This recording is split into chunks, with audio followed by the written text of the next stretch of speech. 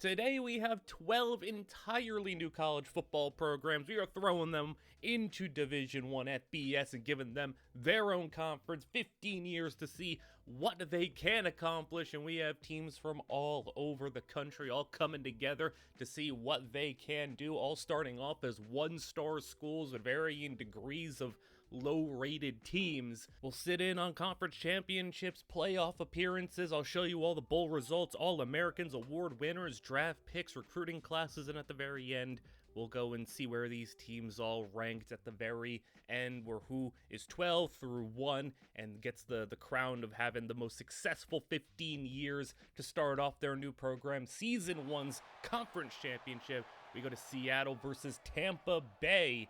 And all of these teams I tried to make sure weren't like real life college football teams in some, Division 17 FCS or community college school. I think there was only like one team that was funny. It was the one that was the Carolina team. They were like a minor league baseball team, not even like affiliated, I don't think, with like the MLB. Like I'm talking like some like maybe youth baseball team. I don't even know, but they were called the Disco Turkeys, and I thought that was really cool. And then someone made a football team of them. Yeah, let's have the Disco Turkeys. We're not going to find many unique schools like that coming along here, so I tried to find unique schools, fun schools, scattered all across the country, from Seattle, literally from Seattle in the top left in the country all the way to the bottom right in Tampa Bay. So we have every inch of the country tried to be covered here, and we're gonna see who comes out on top. So 21-20 is your score right now. It's 7 minutes to play. Seattle State down by 1. Tampa Bay with the ball, but a 3rd down and 7 as they throw outside for an incomplete pass. Seattle State broke it up. Almost had a chance at an interception right there as they'll take over the football and start with a 4-yard rushing loss as they'll drop the throw. 2nd and 14. Flag is down. They complete the pass short. Basically nothing on the play, but that's the least of their worries as the flag will set them back with a holding. Maybe could have declined for the 3rd down and long, but they want the 2nd and 24 as they will get to about a 3rd and 14, so no harm done really there, as it would have been a similar 3rd down, accept or decline. Regardless, it's an incomplete pass. He had to throw it away to avoid the sack, and Tampa Bay takes over. 5 minutes to go, and in great field position as they started the drive right at midfield, get an 8-yard run, and now dropping a throw. 2nd down and 2, wide open man, gonna complete it, doing with a 31, and now in field goal range as Tampa Bay looking to take home the first conference championship. And every conference title, especially early on, every big bowl win is a big step in trying to get your progression and your prestige up as a 4th down try. And I love the bold call there to go for it, get into the red zone, take your time to get to the 4-minute mark, and a touchdown. Here can they go and finish the drive? No 4th down again. They're going for it again though. Another bold move this time does not work out. And Seattle will take over and a run for the quarterback. They got to go a long way, but they got plenty of time and a nice start to the drive with the run to get them some space here from field position. 3rd down and 1. This time sneaking. Oh, he is absolutely destroyed, and he didn't get it. 4th and 1, and hit as he's throwing, but he's got it up for the first. And nice poise under pressure for the quarterback as they'll drop the throw again. And over the middle, another 1st down. They are in field goal range now, so an opportunity to win this one. And into the flats, he bobbled it a little bit, it looked like, but it'll be no gain. 1:26 to play, 3rd down and 10. Stepping up, throwing it away, and maybe just settling for this 49-yard field goal will be enough as the kick is good, but you got a minute 10 to survive if you are Seattle State, as Tampa Bay starts their drive with a 29-yarder, and now already at midfield, he's sacked. And they'll have to go down to 1 timeout, 3rd and 16, 50 seconds to play. Outside, caught, and he gets past the defender for the 1st down. And that's brutal from the defense of Seattle State as the runs from Tampa Bay. It's a 54-yarder from here. Can they maybe get a little bit closer? Yes, they can. And that'll get them to the 23 and run the ball, run the clock, play it safe. 3rd down, handoff again, and a little bit closer. They will take the field with just a chip shot try at the buzzer for the win, and it's good! Tampa Bay is the first conference championship winner, 24-23 on a buzzer beater field goal. No one makes the playoffs, of course, but here are the bowl results. And obviously, like I said, early on, the bowl results are really important. You want to get your team prestige as high as possible. Also, San Antonio gets a second-team All-NCAA player, a couple of draft picks now. This is a couple of years in the future, so that I sim things to where the teams actually have, like, you know, auto-generated rosters and have bad teams, not just taking over a you know, pre-existing roster. You know, like I replaced all the one-star schools, but I didn't want them having the pre-existing roster, so I simmed a little bit forward so that they basically have, you know, their own teams, their own, you know, starting points. But we go into season 2 here. Birmingham is 9-3, and they are ranked 21st in the country, taking on South Michigan. So different matchup, and I would say maybe outside chance of a playoff potential slide in from Birmingham if they win, get to 10 wins on the season from 21st in the country. As long as you are a ranked group of 5 school, you can make the playoffs with that conference championship. You just got to hope that no one above you is ranked from the group of 5 and wins their conference title. So an outside shot of making it, but definitely a shot, and they're in control right now, up by 9 with the ball at the 10. Third down and 6 is Birmingham outside of the end zone, touchdown! And the Bobcats got themselves a big lead here, 16 points with 6 minutes to play, as South Michigan and an 8-4 record is just playing for their first conference championship after, you know, Tampa Bay, the defending champs, couldn't even make it. The reigning runner-ups as well, Seattle State, couldn't do it as well. So, you know, this early on, we're going to see maybe a lot of potential cycling of different matchups here as one team tries to really stake their claim, rise above the rest. I think that's the fun part of this, is seeing who can maintain the consistency or who falls to obscurity as a touchdown from South Michigan. Makes it a little closer, but the all-important 2-point conversion to cut it to a one-score game. They throw it behind the line of scrimmage, and he didn't even go close. Onside kick now with 4 to play is picked up by Birmingham, up by 10, at a good field position, and needing to just use away those timeouts from South Michigan, maybe put up a touchdown here that would certainly seal the deal. But, you know, running for 8 yards, chunk runs, get it down to under 3 to play. Another first down, and here's the timeouts being used. Another set of them down, and a 3rd and 8 run. So they are able to get it all the way to the 10-yard line, boot in a chip shot field goal. And with just under 2 minutes to play now, South Michigan down by 2 touchdowns and needing not only a score, but an onside kick as well, as they will throw and step it up down the middle of the field. It's caught, but still a long way to go. A miracle needed, as they will find themselves getting into the end zone. Touchdown with about 30 seconds to play. So the onside kick is what we come down to here once again, and 0 for 2 on the onsides. Birmingham gets it done, and the first ranked school of the video gets the conference championship, and a playoff opportunity will not be in their future, unfortunately. Positive, though, we did have one NCAA All-American, but Birmingham stuck at 21. They lost their bowl game, so, you know, maybe proving that they didn't deserve to be in the playoffs. But a couple of draft picks here. Black Bears get a receiver in the 5th round. Sea Snake, somebody in the 4th round at running back. And the top recruiting class, how about 34th for Birmingham, 47th for Cleveland? So, you know, most of the schools top 100 in terms of, you know, just straight up freshmen. All but 2 in the top 100. Transfer portal, just half, but still not bad. Not bad at all. And we got some potential here. Next season, Birmingham back in, but Cleveland 13th in the country, and at 10-2, All right, if Cleveland wins this conference championship, I think they're going to be punching their ticket to the playoffs. So we might get our first playoff performance here as Cleveland into the end zone for a touchdown to go up by 17. So not only are they well on their way, they got a comfortable lead over the defending conference champion Birmingham. Bobcats not able to really do much right now as he's sacked. 3rd and 15. 4-man rush for Cleveland. It is his throw, a deep ball, incomplete. And with just so much to overcome, you got to go for it here. And the pass, oh, it's caught. And an impressive grab. Good throw as well, maybe keeping their hopes alive as they find the end zone. Down by 10 now, and with 7 minutes to play, can they find a quick stop here?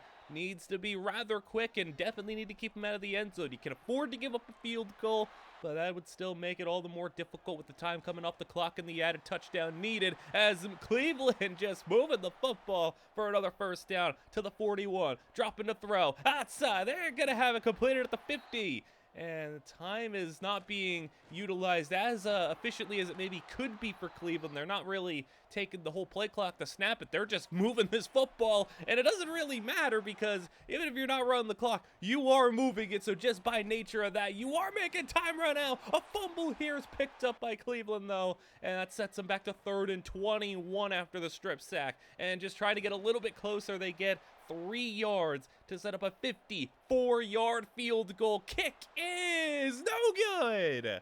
No good. They took about 3 minutes off the clock and got nothing. So a big opportunity here for Birmingham with the completion of the 40-yard line. 4 minutes on the dot now, play action. Can they cut this down? 2-1 score, game outside. It's reeled in. And a 7-yarder looking for the upset to spoil Cleveland's playoff hopes. Throw it outside. Got it inside the 10 to the 7. Goal to go. You got the field goal in your back pocket, but now the touchdown is what you're seeking. 3rd and goal from the 3. 3 minutes to play. He's moving, throwing, almost picked. 4th and goal, they kick it, and the field goal is also no good. Both teams missing a field goal, but this one a lot more egregious. And that might have been the last hope for Birmingham as they now have to go and get a stop here when it's not looking good for them. A run of 21 for Cleveland. And the timeout starting to be burned, and it's 3rd and 1. Sneak it, he's close, 4th and inches, they don't give it to him. Eventually, Birmingham gets the ball back, drives it down the field, and with 13 seconds to play, as that's why we jumped ahead here, it was just 13 seconds, a pass interference caught in the end zone, though they'll give him a touchdown. It'll be 13 seconds, onside kick, picked up, and Cleveland wins that missed field goal, making the difference. But you could also say, well, Cleveland missed one as well, and they do slide in to that final playoff spot as we get an All-American here from 2 schools on the first team. But here we are, our first playoff action in year 3. Cleveland versus Clemson. 11-2, Cleveland putting together the most wins in a season for any of these schools that we have seen up until this point. 11-2 and a chance to get that 12th win, the first playoff win, and a chance to really separate yourself from the pack. You had a good recruiting class relative to the rest of the conference, and now you have a chance to really make it come through with an interception here. You're only down by 6. It's been a low-scoring battle, so you're very much in it against this talented Clemson school. You're definitely the underdogs, but you definitely have a chance here as a completion past the first down marker. The 36 now, 2nd down and 9. Handoff, running back, got a first down to the 26 now as they're inching closer. Moving right, and he's sacked. 3rd and 13 with 7.5 to go. Play action as he throws a strike down the middle. First down and goal for the lead. Read option. He's got the opening and he's there for the touchdown. Cleveland's got the lead. They got the lead over Clemson in the playoffs. Will it be 1-0 for Cleveland? Will it be 1-0 for the conference in the playoffs? As Clemson screen outside. Got it for about 4 yards. 3rd down and 4. Dropping the throw over the middle. Wide open man. Got the first down. Plenty enough at a 10-yard gain. In enemy territory now with the blitzes, and he's down. 2nd and 15 from midfield. Running back picks up the free rusher, and they get it out for a completion and a first down to undo that sack and get 17 on the play. They'll go handoff now and mowing over people into the second level. You see number 59 for Clemson just pulling out everything as they're mowing over more people now. You can see the talent difference really coming out and shining in the run game as Clemson punches into the end zone.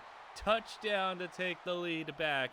No 2-point conversion for the 7-point lead. They'll just be content with the 6. And Cleveland now with a nice first down grab. 4.5 minutes ago. You play your cards right, and you can try to make this maybe the last real drive of the game. You're going to make it really difficult, though, Clemson. It's 3rd and 16 after the sack, and a deep ball incomplete and one-on-one.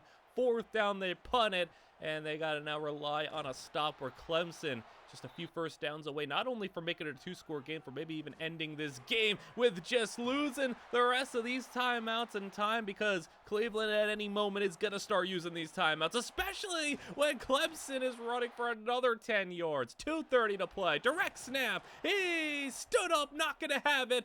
Sneak is going to, though, and there's the first 2 timeouts off the board. Speed option gets pummeled, but the pitch is getting out, and that will be positive yards. A injury timeout helps out. 2nd down and 6, but you need a turnover here or a missed field goal, and you're not getting either. A first down, 1 more to do it as Clemson goes ground game. They go with a 2-yarder. Run the clock down to 1:20. Read option. And he stopped. Fumble! Oh, wait, fumble! Cleveland might just turn this game upside down and turn the whole college playoffs upside down if they can get a touchdown here with just over a minute to play and a first down and a lot more. Oh, he goes for 31. And now just 53 yards separating them from the win. And they are going to get themselves into Clemson territory. 3rd down and 3. 50 seconds to play. Screen out. Going to have it. First down. And down for a 40 seconds and 41 yards away. Throw it into the flats. It's caught. And he's falling forward for 4 more. Hurry it back to the line. You can't just keep doing these 4 to 5 yarders, though. You need another big strike. Another one of those 20, 30-yard chunk plays. Here we go. 23 seconds to play. 2nd and 6, and no, he immediately gets sacked. And he just got a little too antsy. 3rd and 13, 14 seconds to go when they snap it. 3-man rush, and immediate pressure again. He's got to get rid of it, and you'll get 1 more try. 10 seconds to play. 4th and long. Last opportunity for the first down, and it's broken up. Clemson holds on. And Cleveland put up a good fight, though. A good fight for a first playoff appearance. Not enough, though. So close. If you just didn't take those sacks there, I think you maybe could have found something. But also, Clemson did give you a gift with that fumble.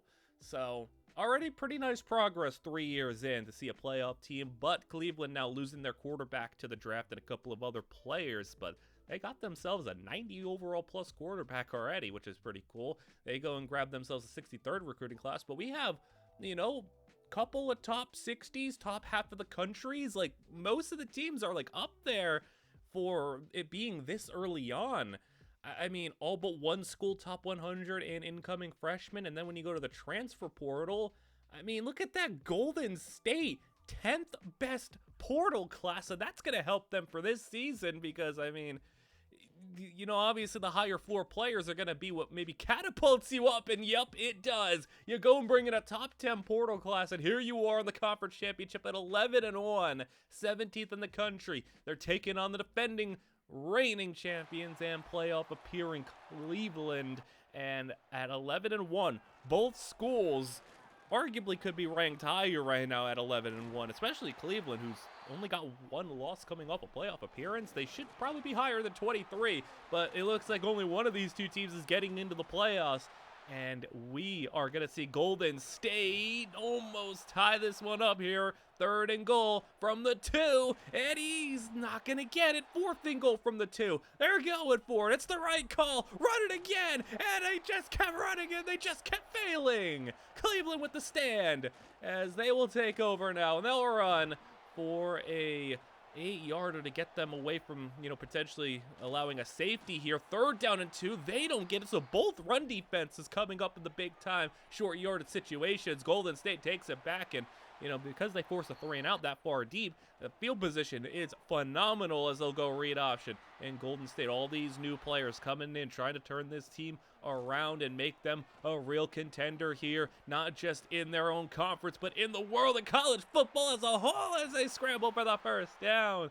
22-yard line as they throw outside, and he does get a foot down for 6 yards. That was impressive to get a foot down as 3rd and 4, and he's gonna get bulldozed by the D tackle and sacked.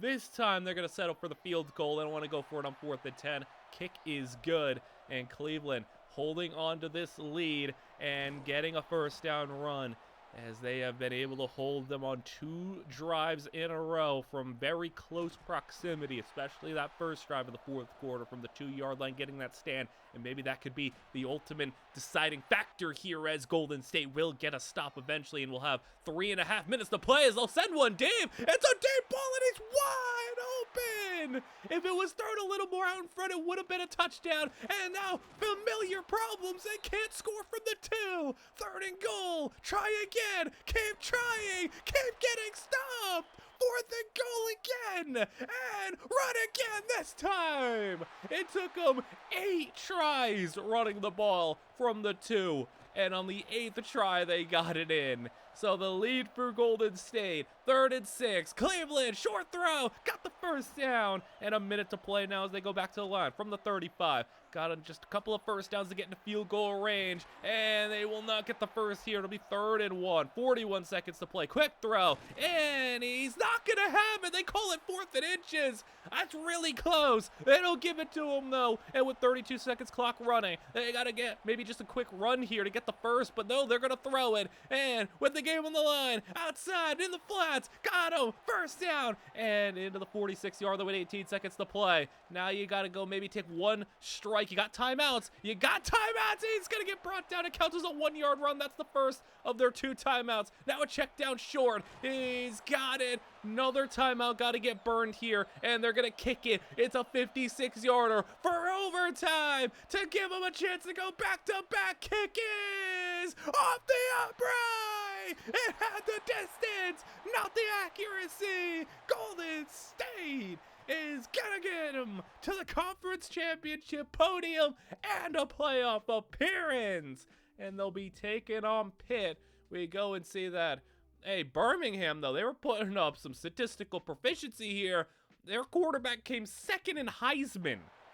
That's really impressive. Their quarterback came 2nd in Heisman, but we'll focus in on here. Golden State is taking on Pitt, as they are the 12th seed, just like Cleveland was last year, on the road against an ACC team, just like last year. The only difference is right now Golden State, they have a lead up by 13, and with a field goal from Pitt, it makes it a 10-point lead instead. Taking over now are the Wolves as they go hand off in the first play of the drive. Oh no, it's a fumble.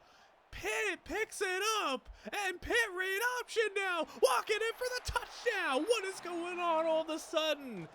It was just a 13-point game a minute ago, and now it's a 3-point game. Golden State, don't fumble this one away, as they gotta go get a completion here, and they need to, get to rally. You cannot let Pitt get going even more and let this one spiral out of control. 3rd and 14, and this Pitt team's starting to feel it. Rallying here, and sacked. Oh my goodness, Pitt takes over. They're going trickery, and it's not gonna work out. Loss of 7, 3rd and long. Pitt, deep ball, 1-on-1, and oh, he caught it! What in the world? How did he bring that one in, and everything's going Pitt's way? Another contested grab and a broken tackle. That's 9 more. This is ridiculous. Everything's going Pitt's way right now. To the 29, 5 minutes to play, and throw it down the middle, and it's incomplete. 2nd and 10. They go play action, 4-man rush for Golden State, and they got a completion, and in, touchdown. Pitt's got the lead. 5 minutes, a turnaround of a 17 unanswered points and a lead, as Golden State now looking to make this one just completely turn around in this 4th quarter, because It was Golden State for 3 quarters, and in the last 5 minutes, it's been all Pitt. As 3rd and long, they got themselves a shot down the field, and it's incomplete. It's 4th and 16, and they're punting. 3.5 to go, and Pitt, they have their chance, but now 3rd and 10 after an incomplete pass. They have their chance, though, as they're taking the shot deep, and this time not going to be reeled in. Golden State gets the return to the midfield on the punt, and they now have to go all 50 yards to get into the end zone. 3rd down and 6, and the strike's going to be caught. 1st down, and they get a 20 plus on the play as 2-minute warning is hitting. Play action down the middle again with a diving grab and a 1st down and goal from the 7 for the lead. He's got it, and touchdown, Golden State. They are on top now and looking to just shake off that 17 unanswered. Now with the lead, Pitt's got time though to maybe make this one go to overtime, as they will find a receiver short. That'll be a couple there. Timeout. They got 2 left. 3rd down and 5. And that's knocked away into coverage. 4th down and 5. Game on the line here for Pitt, and it's one at the line. Golden State for the first playoff win just needs to hold on here. And the run, 1 first down will end it. 3rd and 3. Will it be? Yes, it will. Golden State has a playoff win. And the first one of the video goes to the Wolves after a top 10 transfer portal class. They have turned it on their heads and gotten themselves now into the 2nd round against Oregon. And Oregon's receiver, oh my goodness, what a first play of the 4th quarter. Oregon down by 4, but goal to go from the 6, outside, and caught! He got both feet in and knocked over the pylon for the touchdown. Golden State down by 3 as they go take over on offense with a 5-yard run. Their running back averaging just 2 yards a carry, so it's got to be done probably through the air just like that. Reception, 2:18 on the game for the quarterback. Play action, and oh my, pile driven to the ground. Edge rusher didn't even get touched by a lineman there. And 3rd and 14, it's incomplete. Oregon takes over, and with the lead, 7.5 minutes to play, and a reception for 16. Oregon now is going to go play action again. I mean, Golden State, you could maybe argue, was lucky to sneak out of that game against Pitt with the way they were playing in that 4th quarter.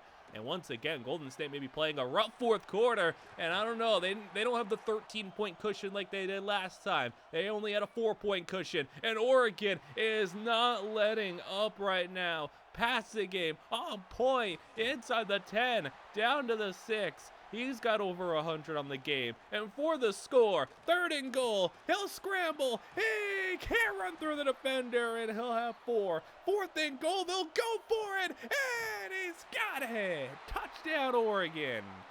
That was a major, major opportunity on both sides for Oregon to maybe give themselves everything they need to put it away, and for Golden State, give them everything they need to win it. Don't know if you're going to be able to pull through down by 10 with under now 4 minutes to play, and the pressure in Oregon is going to bring him down. 3rd and 22. Oregon sends the extra man. It's incomplete. 4th and 22. Probably your game here. They'll take his shot. 1-on-1, and incomplete. Oregon takes over right around the red zone, and they'll get it inside the 5 and a touchdown.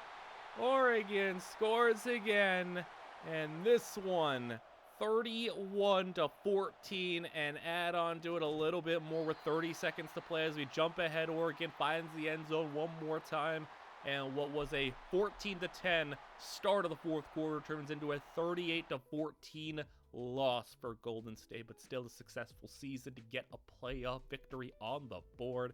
And look at all the teams in the conference making a bowl game. I mean, you got most of the teams here in bowl action, which is awesome to see. And now you go and see a couple of more players being sent to the draft. And Birmingham, I mean, they got a lot of talent. They're just not able to really shine through and put it all together and make conference championships to the level of some of these other teams right now. Like Cleveland's already made it twice, and Golden State got a playoff win. Birmingham hasn't gotten there yet, and they get another nice recruiting class where they get a 5-star player, but Golden State 26th overall.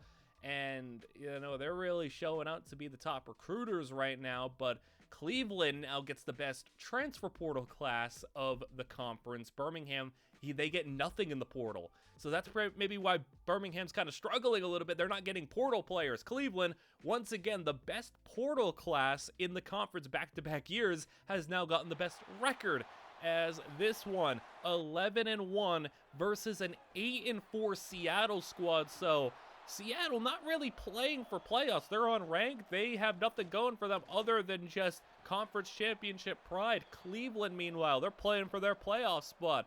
So this one, fully just looking for spoilers here. Also, Seattle State did make a conference championship already, so I mean, you could start just piling up appearances and victories. I mean, appearances still count for something. It's better to make it and lose than to not make it at all, I feel like. So everything adds on to the resume as Cleveland. Defense on the field, down by 4 and trying to hold to, I guess, what would be a field goal here. 3rd and 12. And oh, no field goal. It's picked off. Picked off by Cleveland's defense. And a huge takeaway. Now with the opportunity to take the lead, they'll go scramble, and he throws it right before he passes the line of scrimmage. It's incomplete. Actually would have had a decent amount of room to run instead. 3rd down. It's sacked.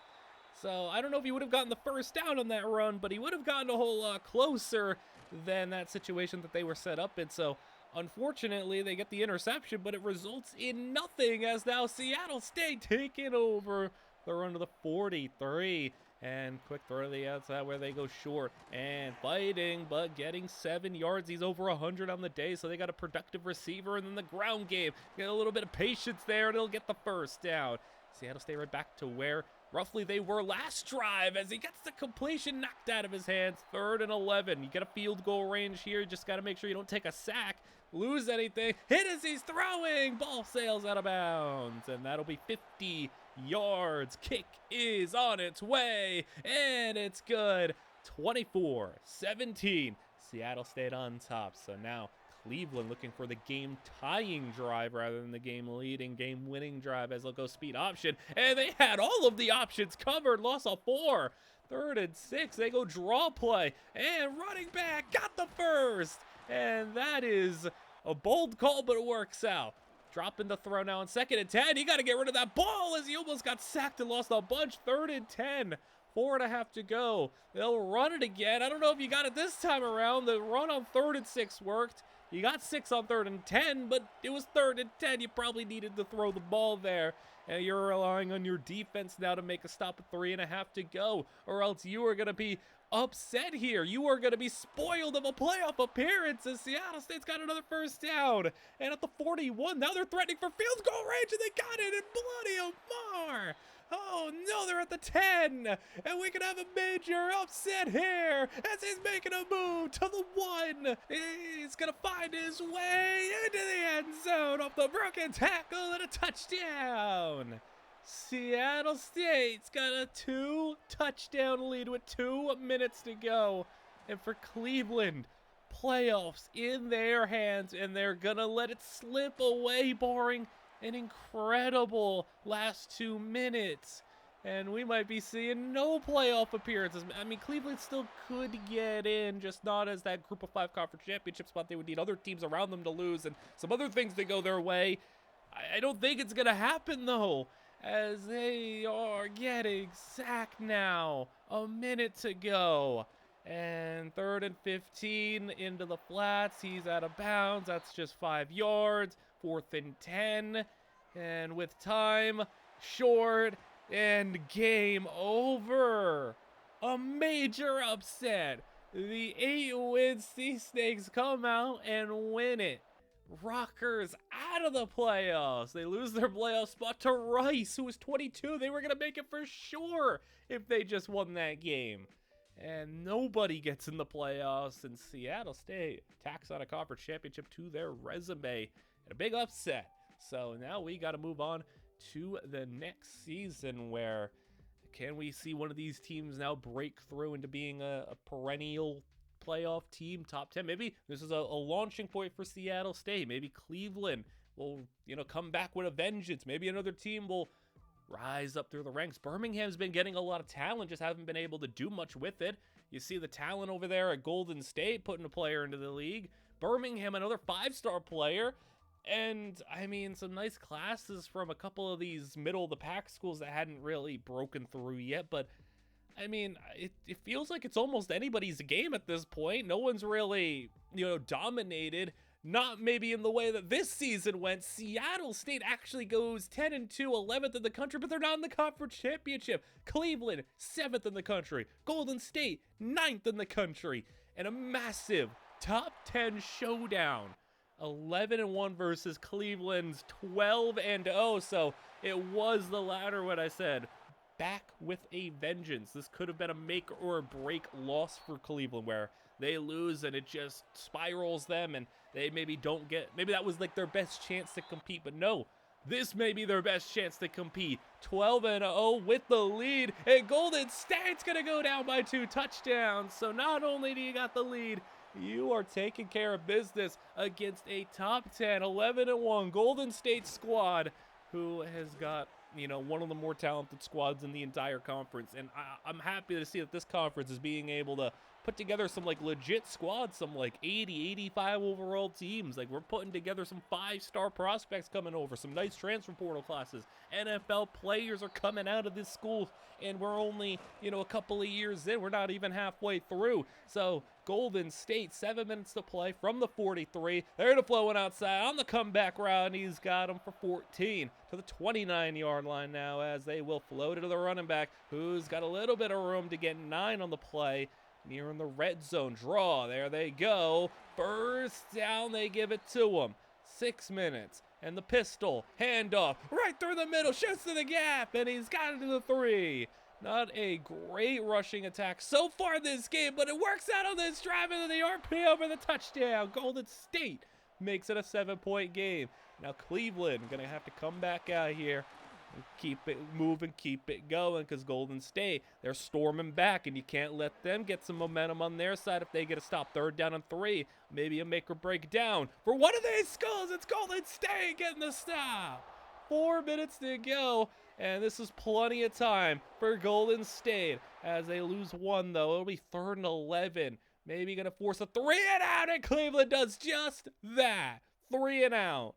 And Cleveland takes back over 3 minutes to play in a first down into Golden State territory. And now it's getting a little scary for the Wolves. Need to get off the field from here, but they'll take the shot, David. Cleveland's got it. And that is big and a touchdown. Cleveland might be headed to, maybe even a first-round bye. That's not impossible here. From the 7th spot after a conference championship, they could get a first-round bye. Golden State, though, needing a heck of a comeback, a heck of a last 2 minutes.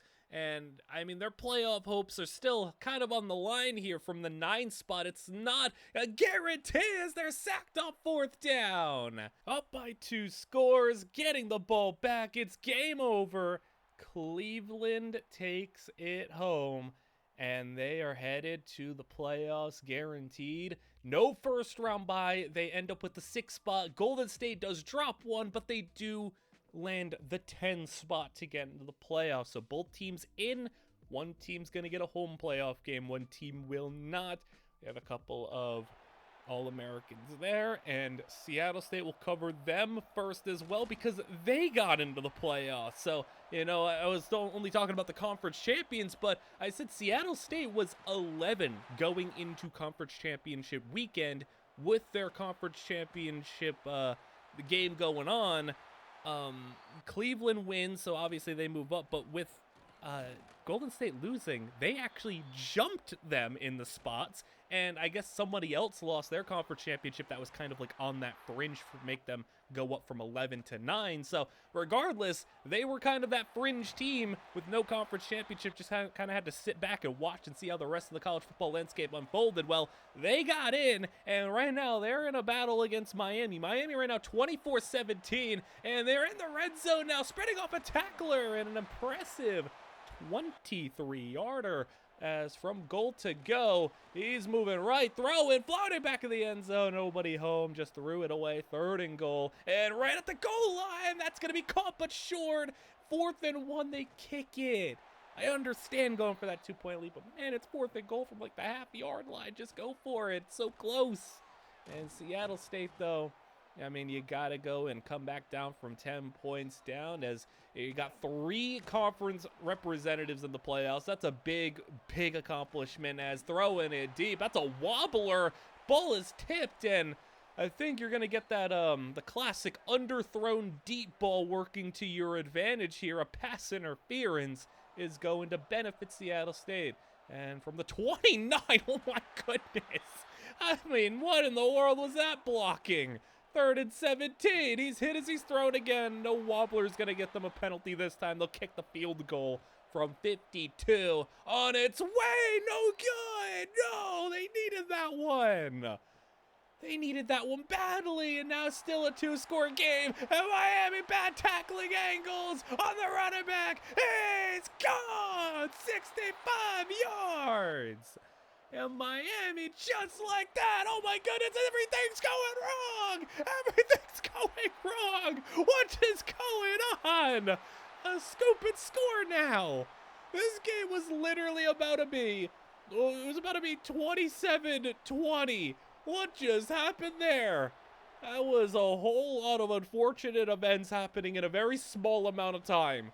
All right, we'll move over to Golden State. They're taking on LSU. It's 16-13 as they are on the road against an SEC opponent. 2-11 in 2 schools. 2 teams that were not able to get the job done in the conference championship, but now try to move ahead to the 2nd round. And with the ball, LSU is going to have a 3rd down and 6 with 7.5 to go. And Tigers got a man, and he's just, if he didn't fall for that reception, probably could have been home running for a touchdown, but they will have it at the 28, 3rd down and 13, another 3rd situation where they got a shot to a receiver, but this time Golden State picks it off. And the Wolves have it at the 17 now with a chance to go on a game-tying drive, and they'll go and get 17 yards on their first play. Now 2nd down and 8 outside, going to be caught for 4. 3rd down and 4 as they will throw again in the pass rush. Too much. Sacked. LSU takes over, and still, I mean, teams like Golden State, Cleveland, Seattle State, they're not quite at the level of SEC 90-plus overall team talents. I mean, they're getting up there, they're getting better, but they are not as talented. But, I mean, you don't need the most talented school. It's about what you do with your talent that's really important. So, you know, I mean, while we can't just say, hey, they don't have enough talent to win, they do have enough talent. It's just, it's a little bit of a disadvantage right now, but coaching and schemes and all that stuff will help you out quite a bit. But right now, LSU just showing that they're a bit too much. A touchdown there, 23-13, and Golden State sacked. It's going to be really unfortunate if we have 3 playoff representatives all in the first round and they all lose. 3rd and 14, deep shot. Yeah, it's going to be incomplete. He had it in his hands. Incomplete, though. 4th and 14, incomplete. And giving them a free 1st and goal from the 9 as LSU end zone touchdown. And a 3-score lead is going to seal the deal, 30-13.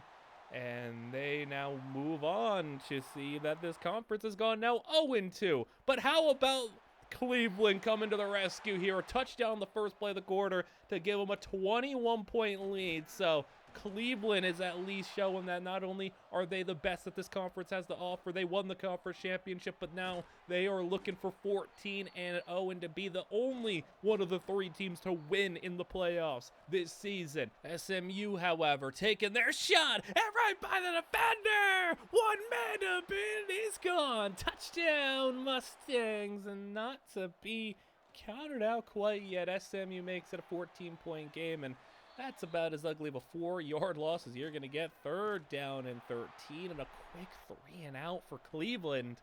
It's going to get a little scary if SMU finds the end zone here. And with good field position, they're at 3rd down and inches. Sneak it for the 1st down. All right, 5.5 to go. They quickly go out in the bubble screen. Gets a nice block from the receiver. Makes a move. And there's now another big play. 26-yard line. Yeah, like I said, it's going to get a little scary if they find the end zone. They're in the red zone now, though. 12 yards out. Another bubble. Another bit of space. And another first down and goal at the 2-yard line. With under 4 to play. Handoff. He's in! SMU is down by 7. And you cannot go 3 and out again. There's a completion for 4, 3rd down and 6. Come on, Cleveland. And they do find a receiver. All right, that's something. As you could not afford to go 3 and out again. I mean, you've basically not touched this ball on offense much in this 4th quarter as they swing one out. He gets around the defender. That's big. Not only around the defender, but to the 30-yard line. And that is going to give them a whole bunch of cushion here as SMU's burning timeouts. They're in the red zone. They're in field goal range. They got a speed option. They're pitching it out and trying to seal this one with one more first down potentially, as they do get an injury timeout to hurt them. But there's the first down. Goal to go. So SMU is going to allow the score and up 42-28 with 2 minutes to go at SMU out of timeouts. They are going to get down the field again. They're going to maybe even score here with 45 seconds to play as we jump ahead. Yes, they do. Touchdown Mustangs, but all it comes down to is that onside kick, and Cleveland recovers, moves to 14-0, and a chance to go and make it further than any team has made it up until this point. That is a semifinals appearance. But first, they got to go through Duke. Duke is the number 3 team in the country, 12-1. Cleveland here, up by 7 to start the 4th quarter. But Duke with the big play. Can he get caught? Yes, he can. Cleveland able to just track him down. He was one man to beat, and it would have been a touchdown, but instead now they get sacked for a 7-yard loss, and Duke has a long way to go to convert here. 2nd and 17, and with pressure in his face, he gets it out for 8 yards. 3rd and 9, throw in, slant, got the first down. And moving the chains now to the 28-yard line. They set up the screen. They got numbers. They don't have an ability to stop that linebacker, though. He got through. Lost yards. 3rd and 13. Pass up top is incomplete. 4th and long. They will kick it.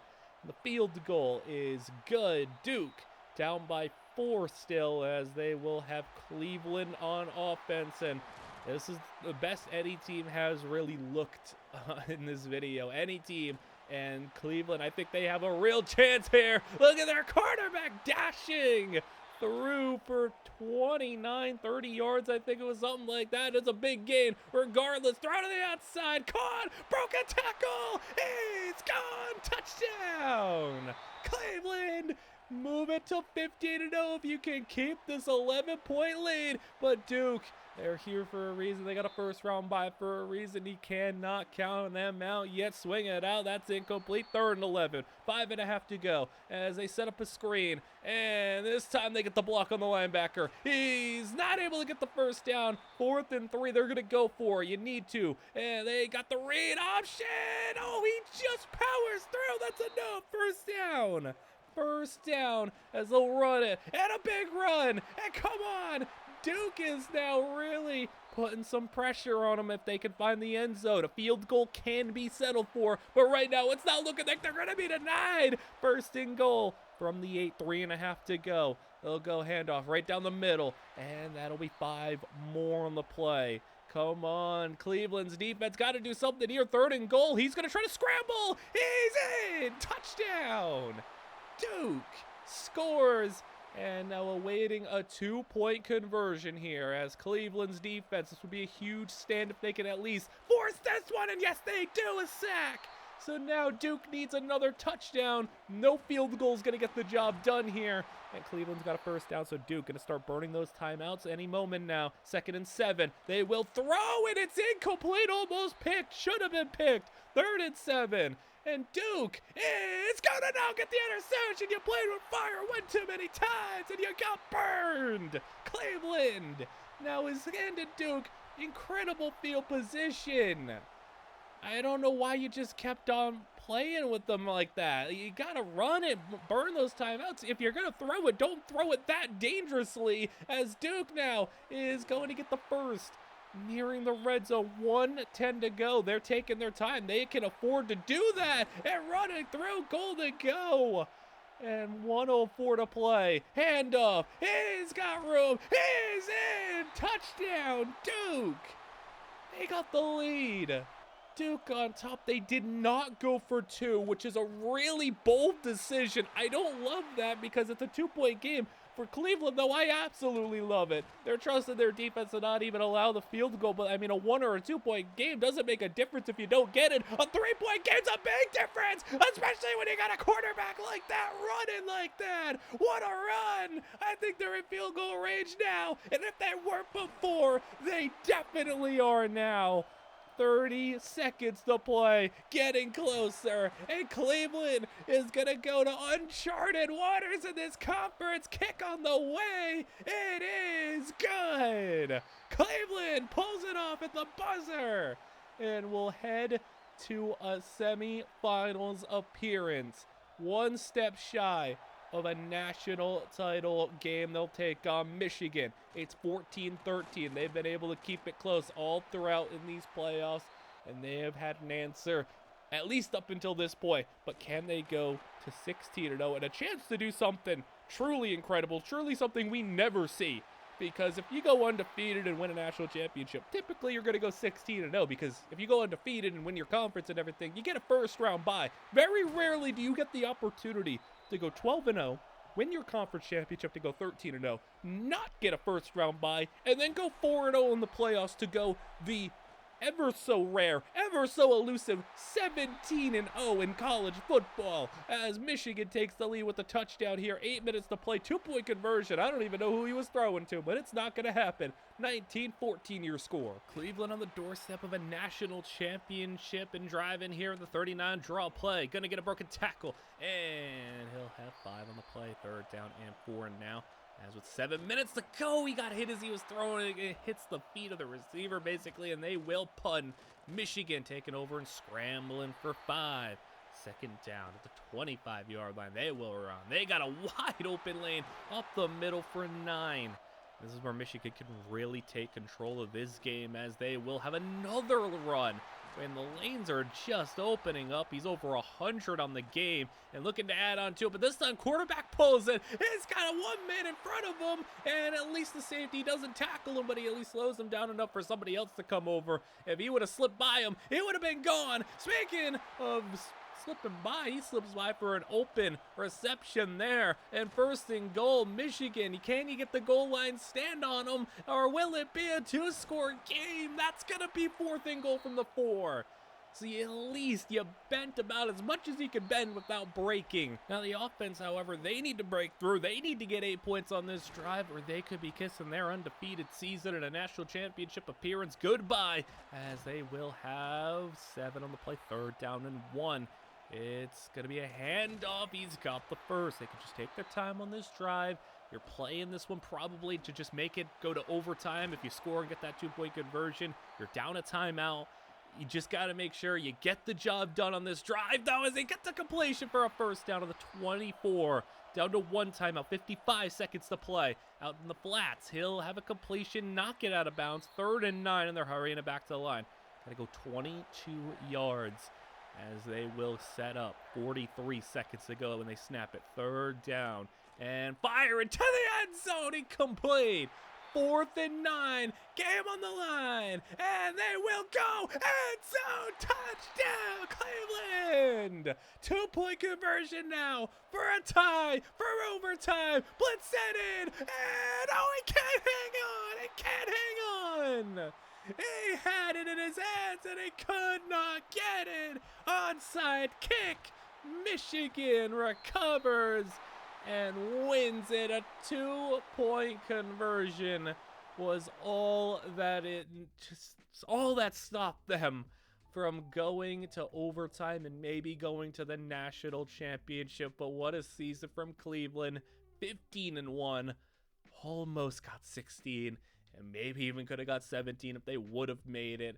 And they send a whole bunch of players to the NFL. But we're going to see now if we can have a season quite as successful with that with one of our teams, as it's going to be a lot to try to eclipse here, as Cleveland, I think, has kind of taken charge of this video. But Cleveland did not take charge of this recruiting class. I don't know what the heck that is.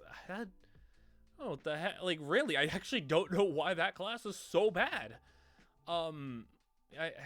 Yeah, sure. I mean, Golden State, though, they're over here shining. I mean, a couple other teams, DCU, we haven't really heard much from them, but they get the top transfer class of the conference. San Antonio, and look at them. San Antonio, DCU, both 9 wins. Cleveland does make the conference championship, but this time 10-2. Seattle State 11-1. Golden State 9-3. So, 3 9-win teams, a 10-win and 11-win, and everybody else is 500 and below, basically. So, I mean, we've seen these two teams mix it up before, and Seattle State was on the positive end of that incredible upset a few years ago to knock Cleveland out of the playoffs entirely.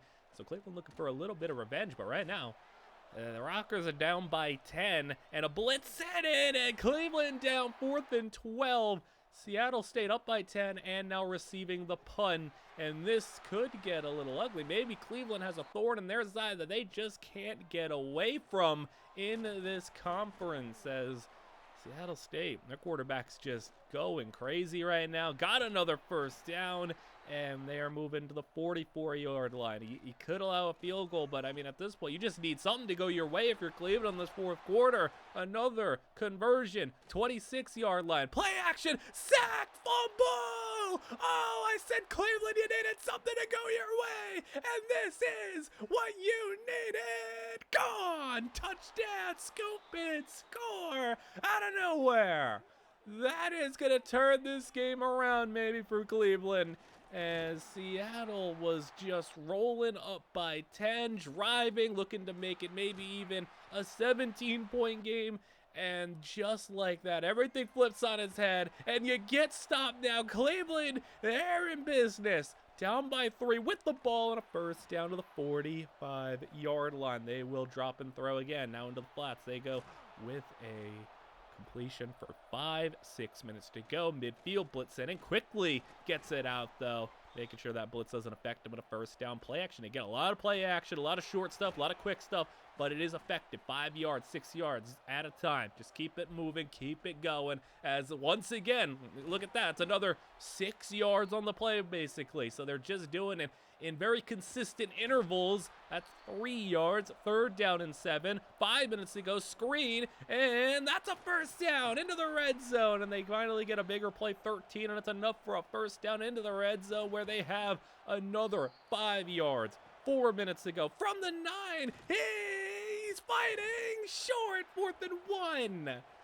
Not quite. Kick. Oh, it's no good. The tying field goal's no good. Man, I knew it was a tie. I was thinking, like, could go for it. Always got to throw that out there. Could go for it. But, man, the field goal kick in for some of these teams has been a little bit rough.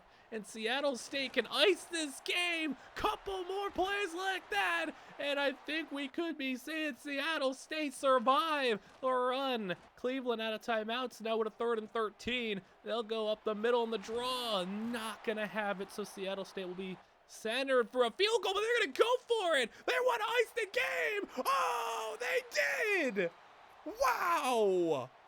They went for the dagger, and the dagger has been stabbed through the heart of Cleveland. That is about as impressive of a call and result as you could have, and Seattle State gets a Heisman-winning quarterback as well. Cleveland gets the best running back, but we got some real stars here. How about a best center from DCU? So, like, we got some award winners, some All-American, some superstar level players here. And we'll be seeing the playoffs in the future of Seattle State, who has once again beaten Cleveland in the playoffs. So they'll be taking on Kansas State, 7 versus 10 seed, both 12-1 teams. It really is all about just trying to match and surpass what Cleveland has done. I think if anybody can do that, Seattle State's the team that has had Cleveland's number a bit and now can go into the playoffs here and maybe put up a run. I mean, they've had good recruiting classes. They've had some, really successful players. Now a Heisman winner, which is not something that any other school has had, and it's going to be hard for them to get that as well. Winning a Heisman, obviously really difficult. So, if any team is in position to do this, it is Seattle State. They just have to get it done in the playoffs. So down by 7 here and trading some possessions. Their Heisman winning quarterback's got 3 picks on the day, and now looking for touchdown number 3 and a catch. Deep ball completed as from the 42 he's sacked. Loss of 8, 3rd and 18. As he's going to throw one. That's a really high ball and a jump ball for a first down. These receivers are doing work right now. Screen. He's got about 5 on the play. 3rd down. And 5.5 to go. He's got a first down. They give it to him, even though that ball came out at the end. That'll be a first. And we'll set up for another 3rd down and 7. In the red zone, they go draw. And the draw gets it done. Goal to go, looking for the tie at the 7. Handoff. He's not going to get far, just 2 on the play. 3rd and goal from the 5. As they send the blitz, quickly beat it, and he couldn't hang on. The receiver had a chart out at the last moment. 4th and goal. He's got it. Touchdown. And Seattle, 4th and goal touchdown, is going to have them 28-28 with 4 minutes to go. Kansas State now on offense from the 35. They'll throw it down the field, and that could have and should have been picked, and he's mad at himself. He had that in his hands. 3rd and 9, and they get the first down, so now the dropped interception is really coming back to haunt them. As Kansas State with 3 to go is taking a shot deep. Defender in position just knocks it away. 3rd and 10 from the 43. It's a 60-yarder from here, so you got to get a little bit closer, just like that, where he's got him all the way. Touchdown! And again, a defensive collapse from Seattle State, where you had a pick and you let it slip through your hands. You had him on 3rd and long with a chance to knock him completely out of getting any points on the drive, and you allow a 43-yard touchdown. And now with 2 minutes to go, your Heisman winning quarterback's got to show why he's a Heisman winner. He got that touchdown clutch on 4th down previously. How about a 4th down here, though? He's got to do it again. 4th down, caught, 1st down. He's got 3 picks, but he's got 3 touchdowns. He's got a lot of yards. He's had his mistakes, but he's had his moments, and he showed why he has got his team in the position that they are in right now. But can he cap off things with a clutch playoff victory here? 3rd down and inches. He'll hit one quickly to the receiver, and he's got a first down to the 25-yard line. 1:10 to go. He'll throw. Middle, got a first down. Timeout user at the 11, and a minute to play, as it's a swing where he loses 4. Brutal. They'll take their time. 30 seconds to go. As from the play action into the end zone, knocked away. 3rd and 14. 30 seconds. You got 2 shots. They'll set themselves up for a closer one from the 10. 4th and 9. 20 seconds. Game on the line. Into pressure. And so picked off. Game over. Picked up by Kansas State. And Seattle State and their Heisman quarterback are out in round 1. That stinks, but your Heisman winner did throw 4 interceptions, so less than ideal. But, I mean, man, they've now had another playoff opportunity, and it just did not go their way. You've had a chance. You just couldn't do it, and we're getting, even more teams sending players to the NFL everywhere. It is nice to see that just almost every team has sent a player to the league, and, we're getting a lot of talent. I think the development's been nice, and, we've seen a bunch of 90s, a bunch of 2nd, 3rd round picks, some 1st rounders, and you can see the recruiting classes here. Cleveland back on top, and, pretty consistent stuff from some of these teams. I mean, we got the Black Bears on top for the portal, or for the recruiting. I mean, the portal, though. About Cleveland, 5 4-stars in the portal. It's really good. But we got 4 10-win teams. San Antonio's kind of been subtly surging up the ranks, not able to get there. But how about also another team, DCU? Look at them. The Skunks, they got themselves in a conference championship game. And a touchdown here on the first play of the 4th quarter. So DCU and San Antonio have been the 2 teams that have kind of been surging a little bit. They were 9-win teams last year, 10-win teams this year, put together some classes, had some players go to the league, some All-American talent, and now They both find themselves in the top 25. One of them finds themselves in the conference championship, and Seattle State finds themselves in a conference championship once again. So they have really become the team that has found themselves in this spot more than anybody.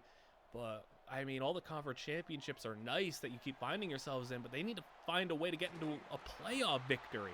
And now, I mean, down to DCU, they got to hold on to their playoff spot. If you lose here, you might not make it, as they go short, 3rd and goal, and it'll be 4th and goal from the 5 now after the completion. They float one end zone wide open, touchdown. So they avoid a little bit of a disaster there if they didn't come up with any points. They got the lead now as the Skunks got themselves 9 on the play, 2nd down and 1 quick outside. They got a player getting a lot of room. Receivers got a screen for 21 yards on the play.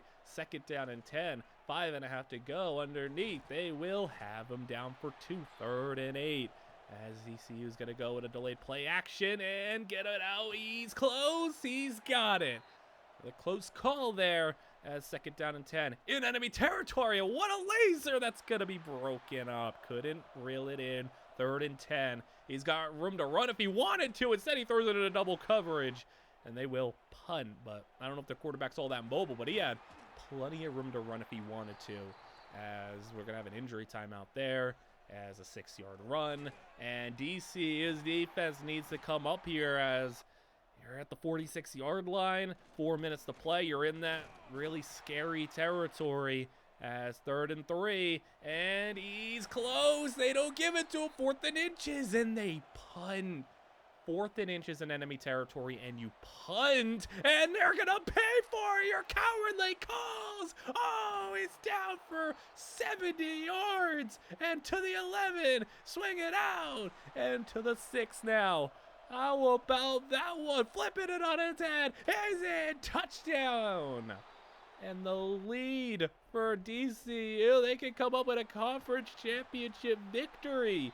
And with just 2 minutes to go, Seattle State, can they get another one on their resume? Or will it be a new team emerging as contenders? Here, 4th down, wide open, he's got it. They get to keep their dreams alive to try to win this conference and have another chance to win a playoff game. And that's a completion there. He's got 10 catches on the day. What a game from him. And they're going to keep on going forward to the 29-yard line as they go to design rollout. Gets it out into face of pressure. Running back's got it. And that'll be a nice 4 yards despite how that play started. 2nd down and 6, and they just thread the needle there. 12 yards out. And you can start to really take your time here. 1:20, end zone, touchdown! And Seattle State's got the lead, 34-31, a minute to play. And now starting to feel the pressure. DCU's not been in a spot like this before. 3rd and 6, underneath, they got it, and a 1st down. As they get 10 on the play, they just need a field goal. Just need field goal range, and that'll help a little bit, 5 yards. 1 timeout to play, and now that's the midfield. All right, maybe 15 more yards is all you need. That's 15, 20, 25. All right, you're at the 25-yard line at 20 seconds to play. Now you're going to take your shot for the end zone. Touchdown! Touchdown! With just a couple of seconds to play, and an upset has happened once again. And Seattle State's down. DCU wins the conference. And this is a conference that has really shown that once you get to the dance, it don't matter. You have a chance. As they head to the playoffs, Seattle State keeps their playoff spot and takes home the Best Wide Receiver Award winner. But now we got 2 representatives in the conference championship, both making the playoffs here, as a couple of All-Americans as well. And you know, we've had some really good offensive linemen in this conference, some secondary members, and here we start. Cleveland also found their way into the playoffs as well. Yet again, a situation where 3 teams made the playoffs, which is awesome to see that this conference has just been able to really stack together, not just the one team that wins the conference getting that that 12 spot, but like legit teams making it, not because they're a conference champion, but because they're just that good in, relative to the rest of the country, as Cleveland taking on Pitt, finding the end zone for a touchdown. All right, well, 17-14. We've seen Pitt before take on one of our other schools previously, and now let's see if Cleveland can get it done here on the road against this number 8 team in the country, as they'll scramble. First down and more, and a 3rd and 13 conversion. The 39-yard line. We'll have another 3rd down. They'll take a shot deep. He's got a stab, and now he's got a touchdown. 61 yards all the way for Pitt. And they got themselves back on top, so lead being traded back and forth between these two squads right now, as that pass outside going to be caught. First down as they move to 3rd down and 3. The blitz sent in from Pitt, and that's going to be converted. First down and a broken tackle. He breaks free. He's gone now. Touchdown on the other end. And now 3 lead changes in this quarter. And just 5 minutes is what it took to get those 3 lead changes. 3rd and inches. They go play action. Fooling the defense. At least they thought so. That's a sack. And now Cleveland, with the way the offenses have been moving, they have the ball with the lead, and that's a big-time advantage as they get all the way to the 20-yard line. And the offenses have just been on fire right now. 3rd and 8. They'll run. Bold. It does not work, and they will have to settle for 3. Field goal good. Cleveland up by 6. Pitt 3:30 to play as they will swing one out to the back end. Running back Scott 8 on the play. 27-yard line. 3:16 to go. And a first down run, as they can try to, maybe put themselves in a spot. You make this the last meaningful drive of the game. You find the end zone. You're doing a good job right now. 44-yard line. Drop in the throw once more. They'll find a receiver outside, but it's swatted away. 2 defenders there. Tough one to fit in. 3rd and 10 as they will throw and nobody home. 4th and 10. Maybe your game. And first down. Pitt keeps it moving.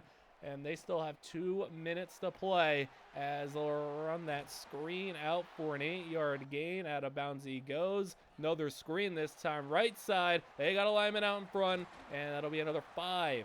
2-minute warning. They have not really, wasted a lot of time here. They are moving it, though, very effectively, and now is where you really start to get them getting down the clock. Under a minute and a half to go, and a shot right there. I don't even think the receiver was ready for it. It's 4th down all of a sudden, and they had a chance, and now they convert again.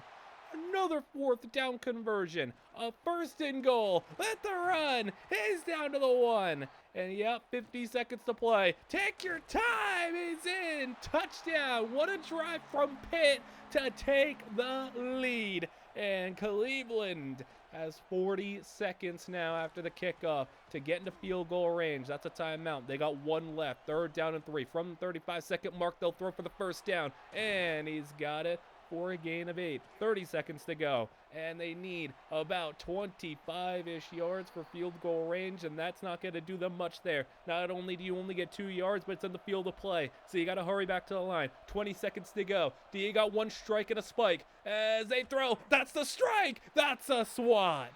15 seconds to go as they throw one outside. Immediately got rid of it. Didn't like what he's seen. 4th down and 8. Last chance for Cleveland. 8 seconds down the middle. He caught it. He caught it. There's only 6 seconds. Clock is stopped momentarily. Can you get the spike off, though? You have no timeouts. They got a field goal range.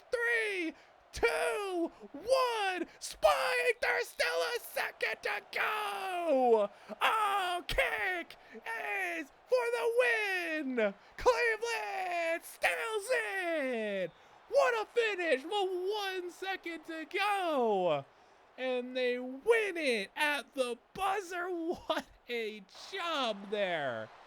That was so close. Now we jump ahead. Seattle State versus Michigan. Not the same result for Seattle State. They scored a touchdown with 1:40 to go. That makes it just a 14-point game. But this is a game that was all Michigan throughout. And Seattle State had a late kind of garbage time rally. And yeah, they're not going to be able to get the job done here. 34-20 is the final. Looked even a little bit more closer than it actually was, as Seattle State loses again in the playoffs. Let's move over to DCU. They got themselves a playoff debut and a game at Nebraska.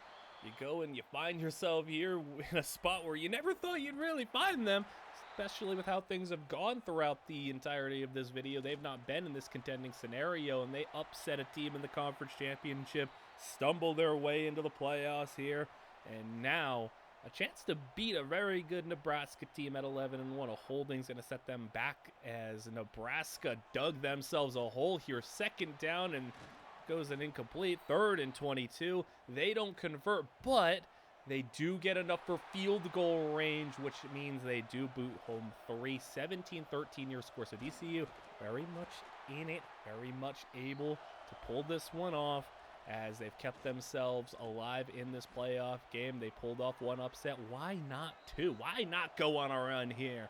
As these Skunks are going to throw outside. Hitch route wide open, and they'll take a free 8 yards on the play. Just over 6 minutes to go. Blitz sent in from Nebraska, and they hit the running back. That's a first down, and they move it to the 41-yard line, where they will run outside. Tackled for loss. That's a loss of 1. 2nd and 11.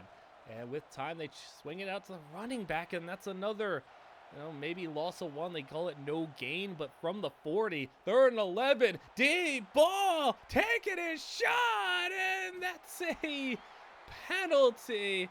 Oh boy, that's the second time this video we've gotten hit with the underthrown deep ball in Nebraska territory. Now 2nd and 6, they go RPO, and that's a short gain, 3 yards. 3rd down, as they will hit one to the outside. Receiver hangs on, pushed out of bounds at the 21. 4 minutes to play as they throw into the middle of the field. Caught, breaks up the tackle, and it's goal to go for the lead. Handoff, he's tackled for a loss. 3rd and goal. 3 minutes to play. It's been a long drive. They get out to the running back off the blitz, and he's not going to be able to get there. No forward progress. 4th and goal for the lead. Outside. No! And a long drive ends up with nothing to show for it. And now they got to rely on a stop. Nebraska flips one out on the option. And there's timeout number 2. 3rd down and 2. Draw play, and the defense forces the 3 and out. And you'll get one drive. You get one chance at it. And your one chance is not starting good. A sack to immediately set up 3rd and long. 3rd and 16. He'll throw short. Set up a 4th and 9. And now game on the line. Will it be 4 and out? No, he caught that. He caught that in traffic. 60 seconds. And rolling, throwing, back middle, caught. Again, they get a timeout due to injury. 25 seconds to play, and drop in, swinging out to the running back. Oh, they did it one too many times. Picked off, jumped, taken all the way, and the dagger for Nebraska, winning it on a 63-yard pick six. House takes it to the house, and they will win it. As now we go to just Cleveland once again, finding themselves in the second round, whereas a lot of their peers are not able to get over that playoff victory hump. For Cleveland, though, taking on number 1 undefeated Miami, and right now it's a 10-point deficit. What they have the ball in field goal range, 3rd down and 3. They go read option, and he's not going to be able to get there. 4th down and 3, they won't go. And that will be a field goal through. Good one-score game in Miami.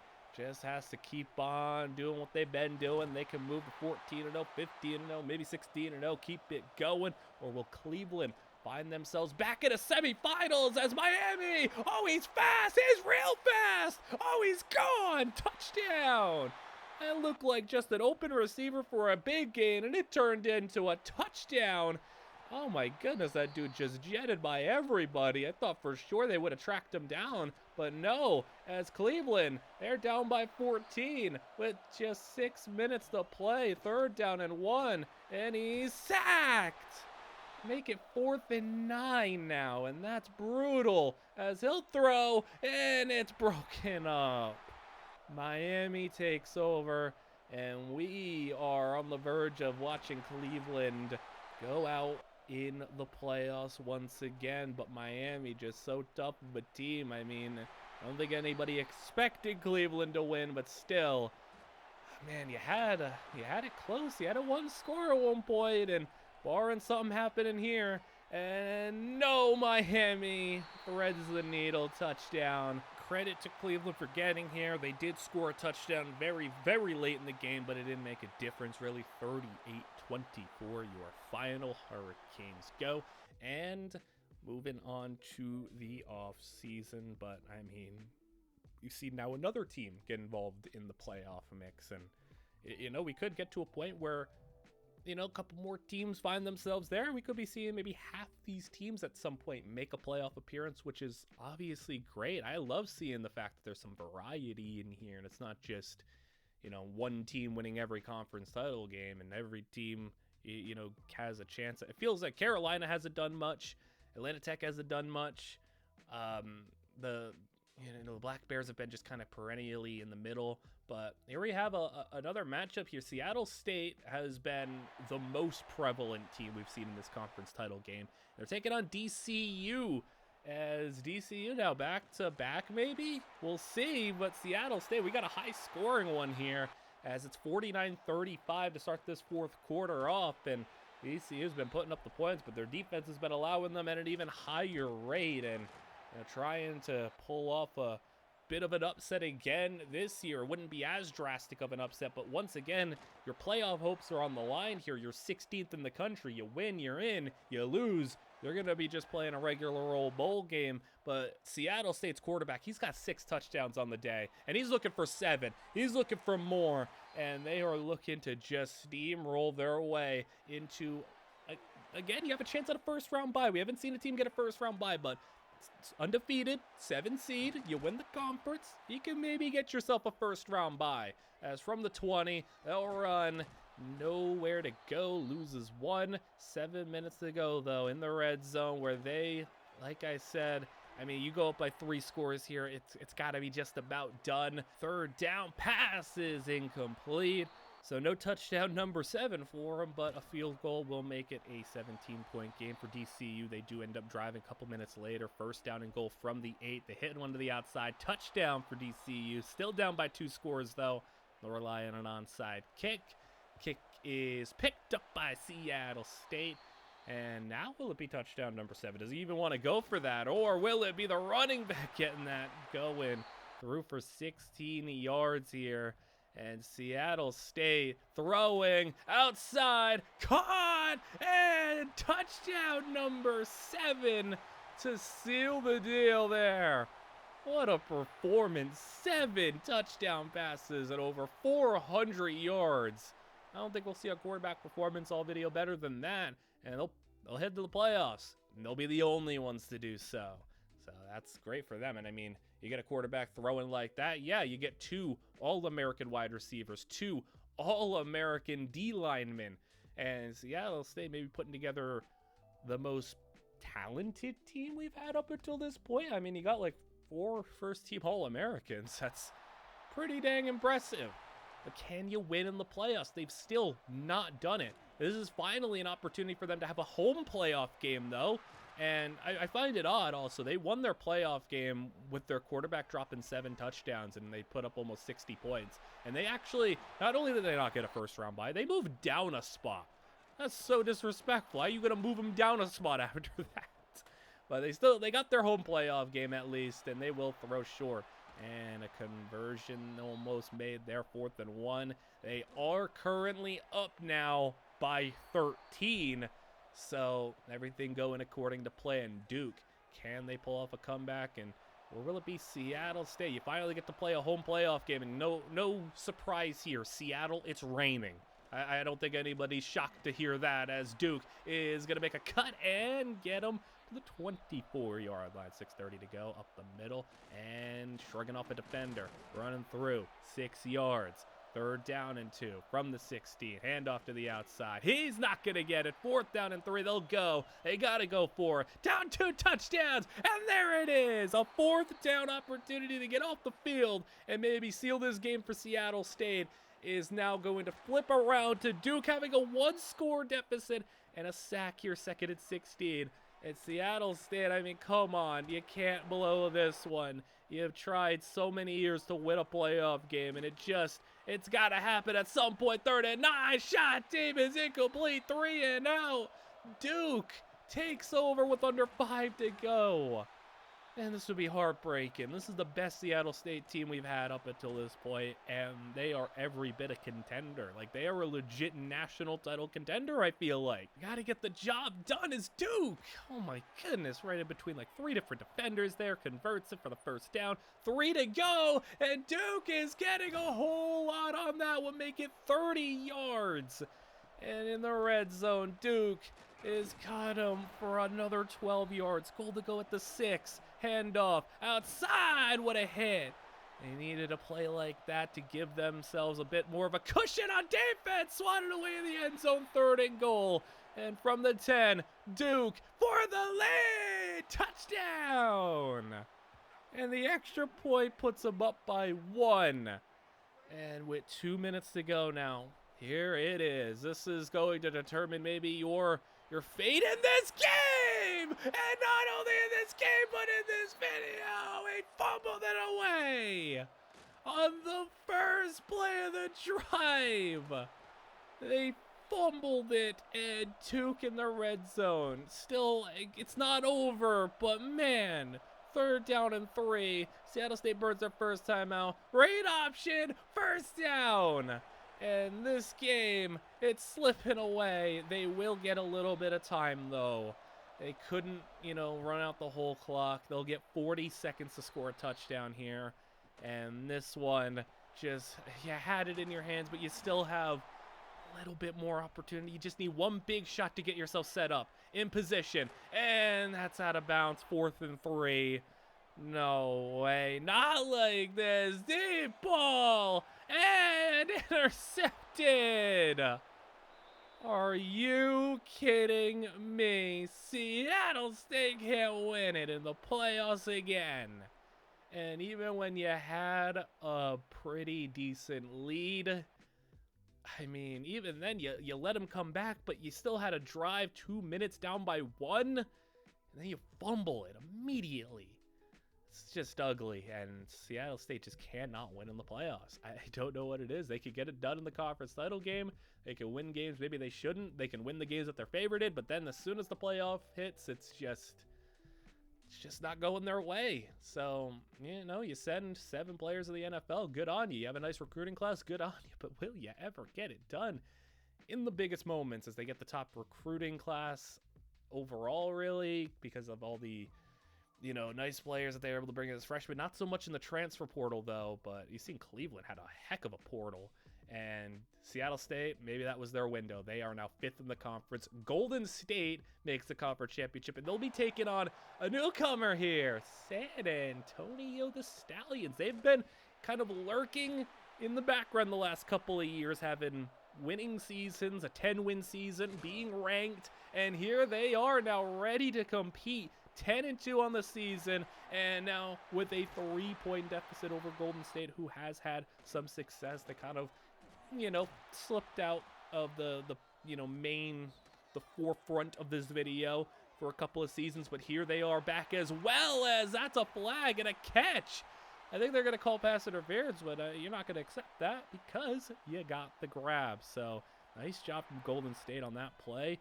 27-yard line, and they will throw down the middle. Broken tackle. There you are. Red zone opportunity. 16-yard gain. And a chance to go up by 2 scores once again. Running back picks up the block, but not for long. I mean, he can only hold for so long. He's sacked 3rd and 16. He's sacked again, and he fumbles, but Golden State jumps on it.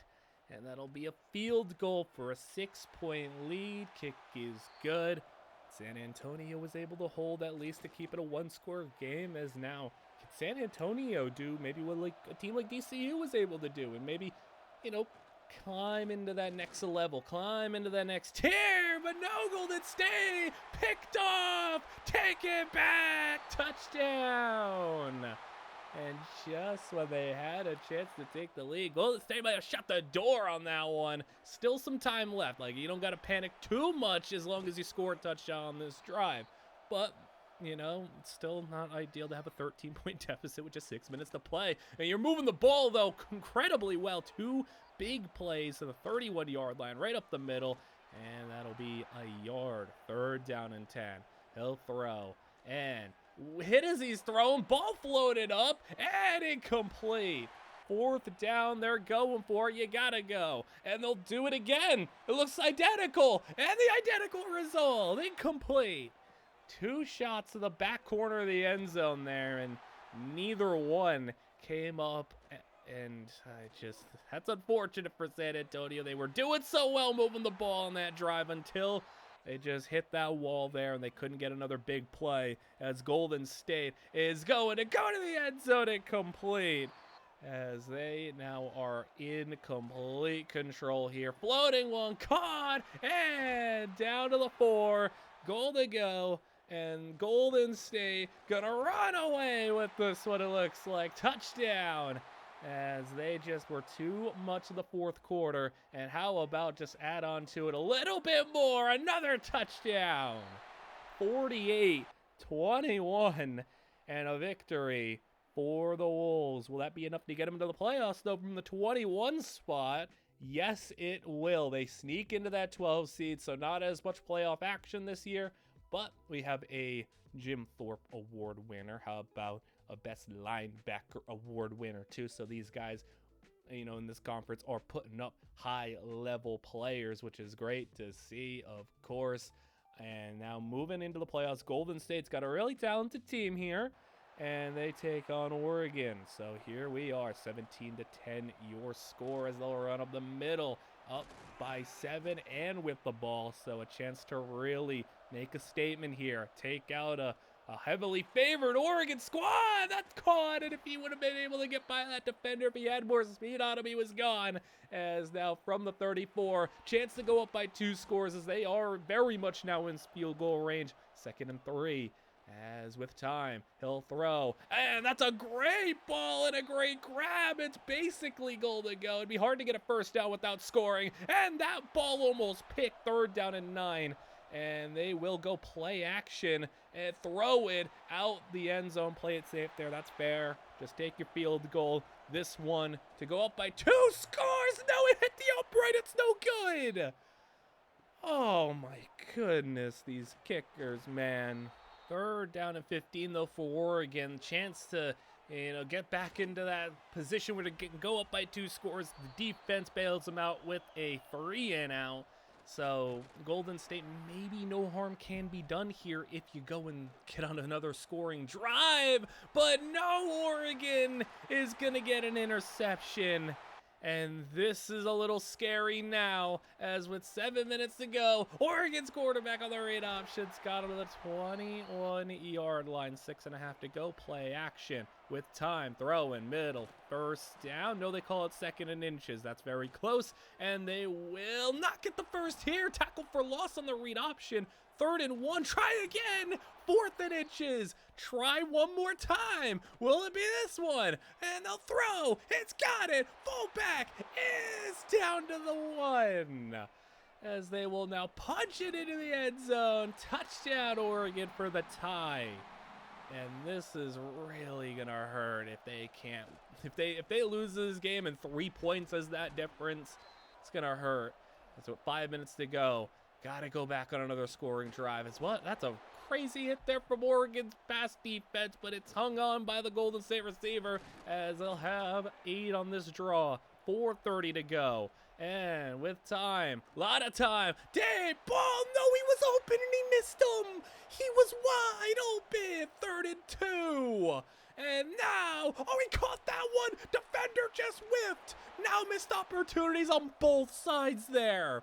That could have been a pick. That should have at least been incomplete. And now a sack. So the defense makes it 3rd and 17. Can you get back into field goal range? Yes, you can. That was a whirlwind of events right there on those last couple of plays. It went from a wide open miss to a potential pick 6 miss to a A sack that knocked him out of field goal range, back into field goal range, sitting on that one. Are you kidding me, Oregon? How did he just catch that? Why did he actually just bring that one in? Golden State is now just having to survive here for, I mean, hold a field goal, 4th and 2. There you go. You held to a field goal. It's a long kick. Not an easy one. Kick is good, though. All right, well, 2 minutes to go, and we are maybe headed towards overtime if they don't convert here. Floated one deep. Oh, it's caught to the 48. Come on, maybe 15 yards for field goal range. No, be sacked. Never mind. Make it like 25 yards for field goal range, as they will get a lot of those yards, actually. Look at 19 on that one. 3rd and 1. You get the first here. You have a chance. They're going deep, though. They want it all. It's got it all. Touchdown. Oh, Golden State. Oregon now has to be set up with a Hail Mary. They got themselves a couple of plays to get into position. He gets hit as he's thrown. Ball's way short. It's actually caught, but 23 yards shy of the end zone. And Golden State with the clutch victory on the road at Oregon. And taking on Ohio State now, as it's 16-14. So either Golden State got a safety or they got a whole bunch of field goals on this game to really get themselves just that slight edge over Ohio State and trying to reach those levels that only Cleveland had making a semifinals. Is can they not only make it there, can they do it from the 12 seed? You know, maybe the hardest road there, as the sweep it to the outside. Ohio State got a lot of room. 20, 10, 5, span his way through for the touchdown. And that was just a bolt of lightning right there. 21-16, as Ohio State now with the lead. And 3rd and 9 set up for Golden State. They will go to the air, step up, throw it deep, and with no room, no separation, it's incomplete. That's just good coverage all around from Ohio State, and the defense now having to go back out there after allowing that big rushing touchdown, seeing if they can stop them this time around. Quick bubble outside. That'll be a solid 7 yards in to Golden State territory, where they're really about to hit field goal range. Now they do. And yeah, Ohio State really just dominating this 4th quarter right now. Loss of 4. Finally a big play from Golden State. 3rd down and 12. Blitz sent in, and there's the sack, as it'll be 4th and 18. So the field goal here big, and it makes it still a 1-score game, but it requires Golden State to score a touchdown and go 4-2. As a 5-yard loss on 1st down, a incomplete on 2nd down, and then a draw on 3rd down. That was terrible from Golden State. And now Ohio State is just going to run through 100 yards on the ground from their running back. Keep on adding to it, and I don't know what happened in this 4th quarter, but Golden State did not come to play here as Ohio State touchdown. And Golden State used all their timeouts. They're down by 15. There's just 2.5 minutes now under that to go. 3rd and 2. They'll throw. Caught, and a lot of yards on the play, but you need an onside kick if you score the touchdown here. So not going to hold our breath too much. Back of the end zone. Incomplete. 4th down and 6. So they might not even get the touchdown here, as they got time to throw. End zone again, double coverage again, and incomplete again. Ohio State wins it, and just a rough 4th quarter. And I mean, you don't expect the 12 seed to go all the way, but you know, nice of them to at least get a playoff win on the board there, and doing something that, you know, say maybe a team like Seattle State hasn't been able to do, and that is win a playoff game. So we've got a couple of teams that have appeared, not quite though have anybody gotten to the heights that Cleveland has. So, I mean, we're in that final 3rd now. You know, this is year 10 that we just completed. So we are a 3rd left in this video. And by this point, we have gotten now a number of teams that have really stamped their reputation here as like they are legit teams. They are perennially ranked conference championship contenders, playoff appearances, maybe even legit playoff contenders. Cleveland putting up another good transfer class. So, I mean, yeah, I expected this from Cleveland. Look at that, a 91 overall team. Indiana State also coming out of nowhere for a 10-win season, but Cleveland, ninth in the country. Only other ranked team in the conference is San Antonio, and they are coming in at number 18. So if San Antonio wants to make the playoffs, they got to win this game. If Cleveland is able to hold them off, I mean, I'm not going to assume a first-round bye. We've had this situation pop up a couple of times before where the teams were 9, 8, 7, and they won, and they didn't get the first-round bye. So, I mean, probably not a first-round bye, but you can maybe play for that home playoff game because you are one spot away. Top 8 get a home playoff game, or, you know, if you get into the 8 through 5 range, you get that home playoff game. So you can maybe play for that. San Antonio, though, they're playing for the playoff lives, and right now they're winning 13-7. And with the ball, with an opportunity there on both sides. Oh my goodness, Cleveland had a pick, but it was on third down, so no harm really. They get the ball back anyway.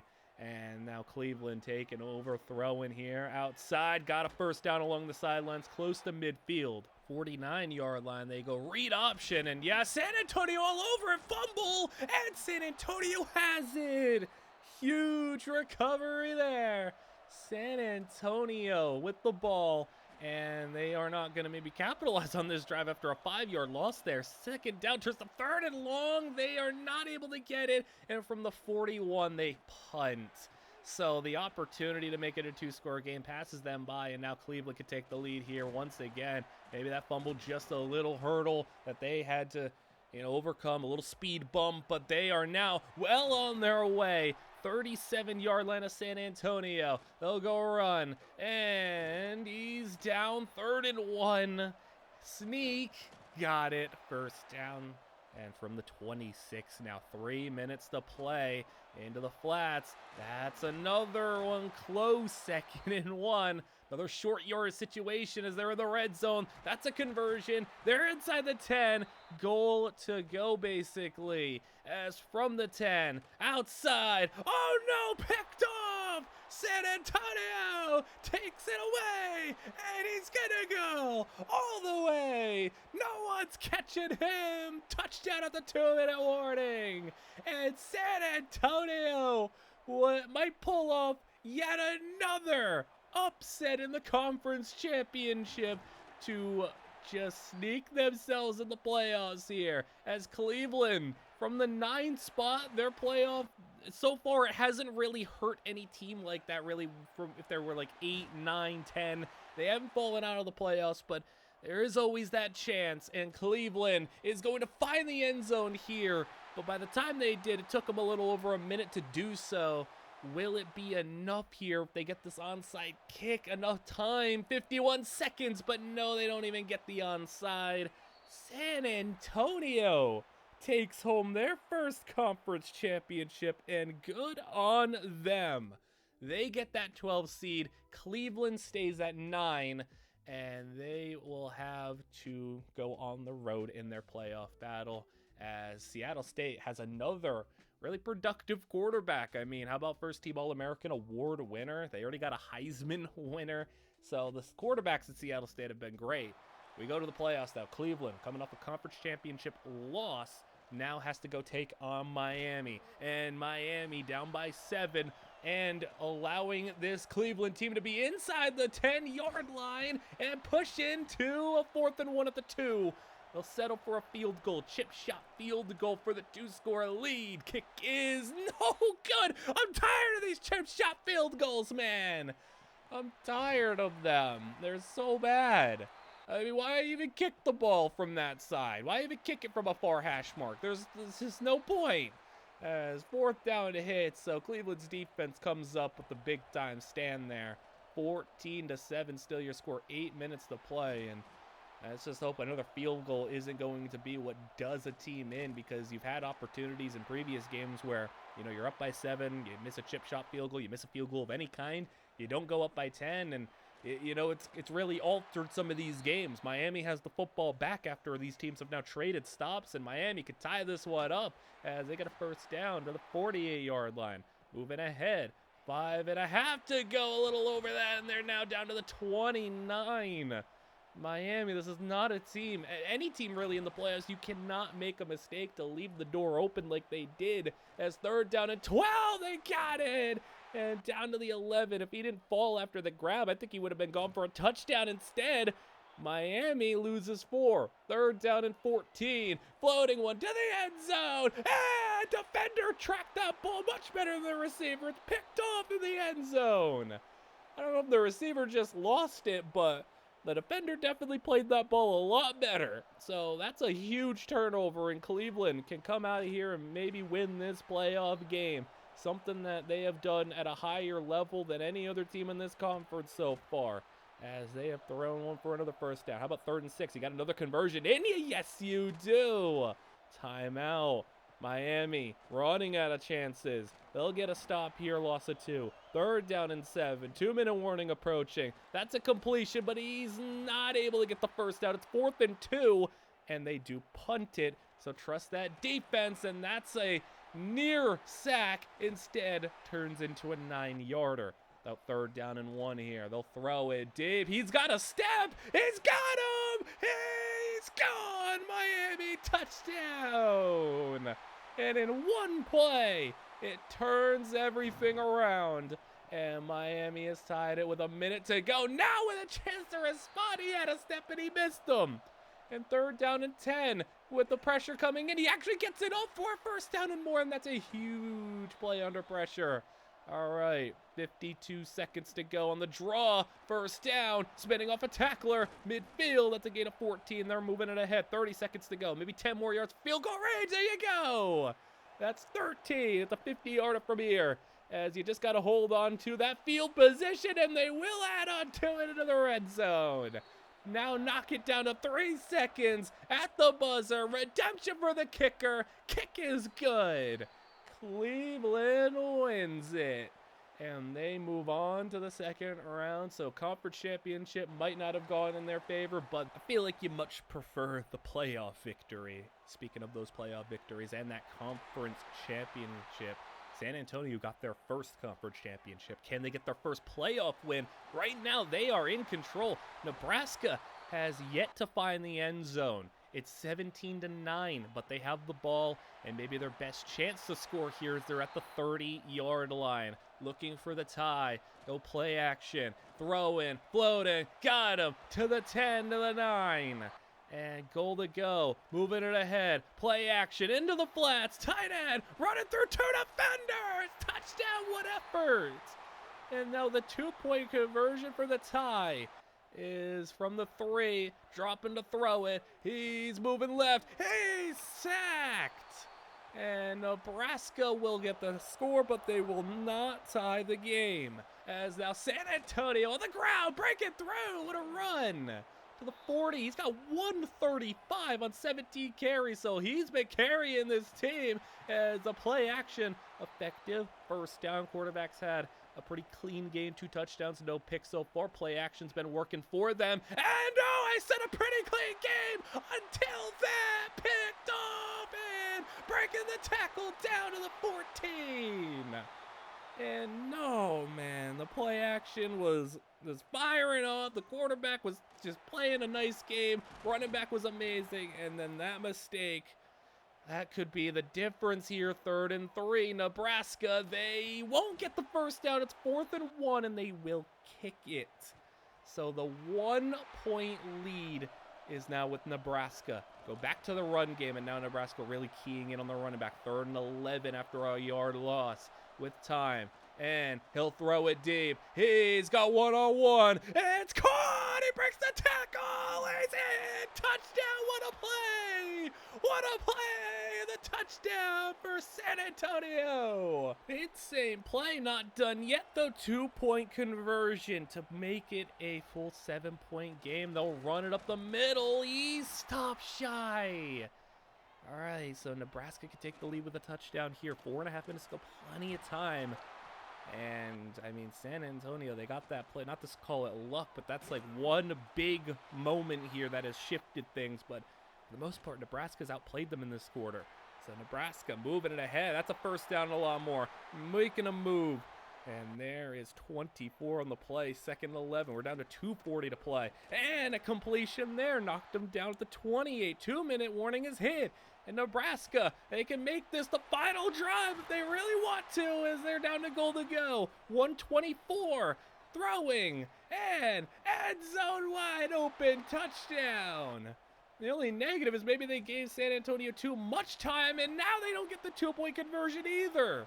All right, so both teams missed 2-point conversions. This one crucial, though, as an incomplete pass. San Antonio can win it with a field goal instead of just tying it, as they'll throw, but no, picked off. Picked off. And you barely even got to do much with the ball before turning it over. And Nebraska's going to celebrate this one. And with 1 first down, they throw, and the conversion. Game over. Nebraska wins it by 1 point. As that is unfortunate. We move to Cleveland, though. They still got a playoff series to go and complete here. And in this next game against Michigan, we have something rare that we haven't seen in this video. This video's been mostly pretty competitive games, but how about Cleveland against #1 Michigan? It's 34-7 at halftime. Are you serious right now? So 34-14 at the start of the 4th quarter. A 20-point game. We'll take it a little bit slower, but unless Michigan does something here, they don't, and Cleveland puts up another field goal, that's game. A 23-point win and just straight domination of the #1 team in the country. Cleveland, they had a misstep against the conference championship, San Antonio, but they're really putting on a show right now in the playoffs. And now up 27-17 in the semifinals against USC. Cleveland has made it to a semifinals before, not a national championship. Can they get it done this time around? 3rd and goal as USC is sacked, and they got to settle for a field goal, meaning it'll be a Cleveland 7-point lead as they get the ball back with 7.5 to go. Chance to go to the national title game as they get a completion there for a first down. Quarterback's had a great day. Quick throw, and he's open. That'll be another 6. 2nd down and 4. Shotgun. They pull it. RPO, and no gain. Defender all over it. 3rd down and 4. Cleared up the middle, and he's open for the first down. With that new set of downs, they will go run, and he's got a space and lane and opened up for 9 on the play. He's averaging 10 a carry right now, so yeah, I would say keep giving it to him if he's going to keep on doing that. How about another 13 on the play? Play action. Throwing. That's a floater over the middle, and a completion. Goal to go. Trying to make it a 2-touchdown game to give yourself that big cushion for the national championship. 3rd and goal from the 1. 4.5 to go. QB pulls in. Is in. Touchdown Cleveland. They are so close to making it. 14-point game with 4 to go. And USC, they got to have a sense of urgency now. As a 3rd and inches, they'll scramble. They got the first. They got a lot more. He's diving ahead to the 44-yard line. 3:30 to go. As a 4-man rush will have them throwing an interception. And a coverage, and he had no chance at that one. Cleveland, they're burning the timeouts for USC. 3rd and 8. It's close. It's 4th and inches. They will punt. But a quick 3 and out, you still made them use 2 timeouts.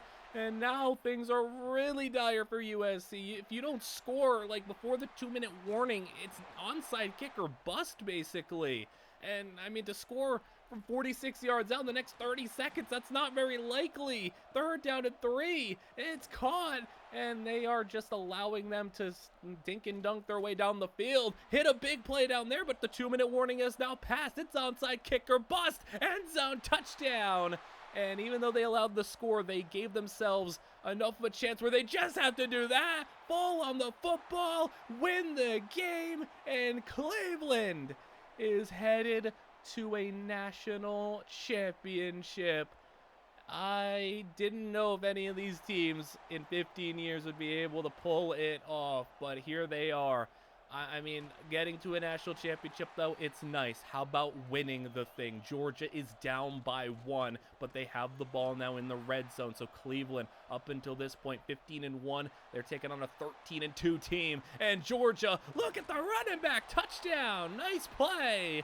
But up until this point, they've played Georgia tough. Now, can they close the deal here as Georgia 6-point lead and a run for Cleveland? That's 8 yards. Run game not nearly as productive as last week. No 10 yards a carry. So the passing game's got to help them out a bit more. And so far, it's been all right. 2 touchdowns and a pick. 200 yards now after this completion. And to the 33-yard line. A gain of 21 as they'll run for just a single yard. 3rd down and 9. Right on that field goal range fringe as they got the completion there. 4th and 1. They're going to go for it. And I like the call. Oh, but that defensive lineman just blew up the whole play. And how about that? You lined up with like 2 fullbacks. You lined up in this heavy package, and 1 D lineman just swallowed up the whole play. And I mean, yeah, that might be the deciding factor here as Georgia is not wasting any time in driving down this field. They already are at the 30. How about even more? 10 down to the 7. Goal to go. Under 5 to play. Running back's got it. And the jump cut touchdown. Georgia up by 13 just like that. As the pass to the outside is going to be caught. And man, Cleveland, that drive ender, it just hurt, but you still have a chance here. Floating that one deep. That one's incomplete, though. 4th and 5. Will it be all over? Play action, and it's caught. All right, game not done yet. Game not done yet. 3:30 to play. Just need a quick score in the next, I'd say, minute and a half. Maybe you can stretch it to 2 minutes as long as you hold on to those timeouts. But you got to score regardless. And that's an open man. And Georgia's tried to send the blitz. Did not work out. 3rd down and 2. 2.5 to go. They'll take a shot deep. He's got him open. Touchdown. And they scored before the 2-minute warning. So they'll have 4 timeouts essentially to get this stop as Georgia will have a screen outside. That'll be 3rd down and 5. There you go. Stretch out. There's a stop. It's a 3-and-out. Cleveland will have 2 minutes and a timeout to pull this one off for the national title. Completion. They're just about 60 yards away. Come on. 3rd and 2. No. Picked off. Sitting defender. Just right to him. And Georgia's gonna win the national championship. Cleveland was 1 drive away, and they'll lose it by 6. That's unfortunate, but hey, I still am proud of the team to get that far, to get there. I mean, that's awesome just to see them get there. Just so close, though. 30-24, the final. And Cleveland, that might have been their best chance. That might have been the best chance any team will get at a national championship. You don't know if you'll get another try at it, as a couple of players will be sent to the league from various teams. Cleveland, meanwhile, will send 5 players to the NFL. And Golden State, couple of high-round picks there. How about San Antonio with some nice players? And you look at the recruiting. Yeah, a lot of nice stuff. Carolina's the only team that just can't crack the top 100, which is sad. Carolina's been really brutal. Maybe we shouldn't have expected a team called the Disco Turkeys to be serious. I don't know. But how about this? All right, this is different. Indiana State 11-1, San Antonio 11-1. Cleveland outside looking in. Golden State, they're not going to make it. So Cleveland would need some help to get into the playoffs. They might not get it. And here we have a unique matchup. Indiana State has been lurking a little bit. San Antonio has been, on the rise. So how about this? Some on the rise new teams, in this final stage of the video, trying to make a late rally here. Seemingly both of these teams could be playoff bound. Indiana State is a really close 10 seed and a touchdown here to take the lead. So they're really close. They definitely need the win. San Antonio's in regardless, and for them, we might have our first opportunity at a first-round bye, which, I mean, of all the teams, you wouldn't have expected San Antonio to be there, but Indiana State, they get a stop 3 and out, and playing for their potential playoff lives. They are out here with the lead, with the ball, with the first down. Nice cut! Outside he goes! Lot of room! And a huge gain, over 30 on the play, as they keep it to him, and he's breaking a tackle. He's not going down easy, and he's having one heck of a game right now, one heck of a quarter at the very least, as they go pull it. No handoff there, a 2-yard completion, 3rd down and 1. Handoff, he spins off a tackler, and he tried, but he loses 3. They'll go for it on 4th down. Huge call, he caught it at the line, but they say no. They say short, and San Antonio cannot move the ball on the ground. Loss of 5, they'll try again. This one a lot more successful. They'll get a net of 1 on those 2 plays, and on 3rd down, incomplete. So another 3 and out. San Antonio's been, they've had no answers on offense really in this quarter, as Indiana State, though, they've had all the answers on the ground. 20 carries, 138 yards. So running backs having, like I said, a heck of a game, and he's trying to carry them to victory. 3rd down and 2. Why not go back to him? And there he is on another 1st down. Going over 150 right now, as a couple more carries gets him down there as an RPO. I mean, that makes the RPO game so much more effective as well. You're in the red zone, completion to the 5, make it down at the 4, and RPO, bubble screen, touchdown. What a 4th quarter. Indiana State, where did these guys come from? Sack now, as they are just thoroughly dominating the San Antonio squad in the 4th quarter. Still, under 4 minutes to go, 10-point game. Not completely over. I mean, San Antonio, they're number 5 in the country for a reason. They're not like a fraud team, I don't think. I would hope not, but they're not doing too hot right now. 3 minutes to go. As from the 48, they are inching closer towards field goal range to cut it toward a 1-score game. They got that 1st down there, so you are in field goal range now, 24 yards out, but a sack here, and that's really going to alter your decision-making potentially, depending on how these next 2 plays go. 2nd and 16, that's a lot of time. He's going to run. He's got the first, almost 3rd and 1. 2-minute warning, so you've taken a lot of time here, but if you get the touchdown, it'll be worth. And if you hold on to your timeouts, crucially. 1st down conversion now at the 13. End zone shot, it's caught! There's a flag! And I think it's pass interference, so he caught it for the touchdown. And there we are. Now a 1-score game. They have all their timeouts. But can you stop the running back? You haven't been able to stop yet. That's 2 plays, 6 yards. 3rd down and 4. Outside! Caught! Game over. They got the 1st down.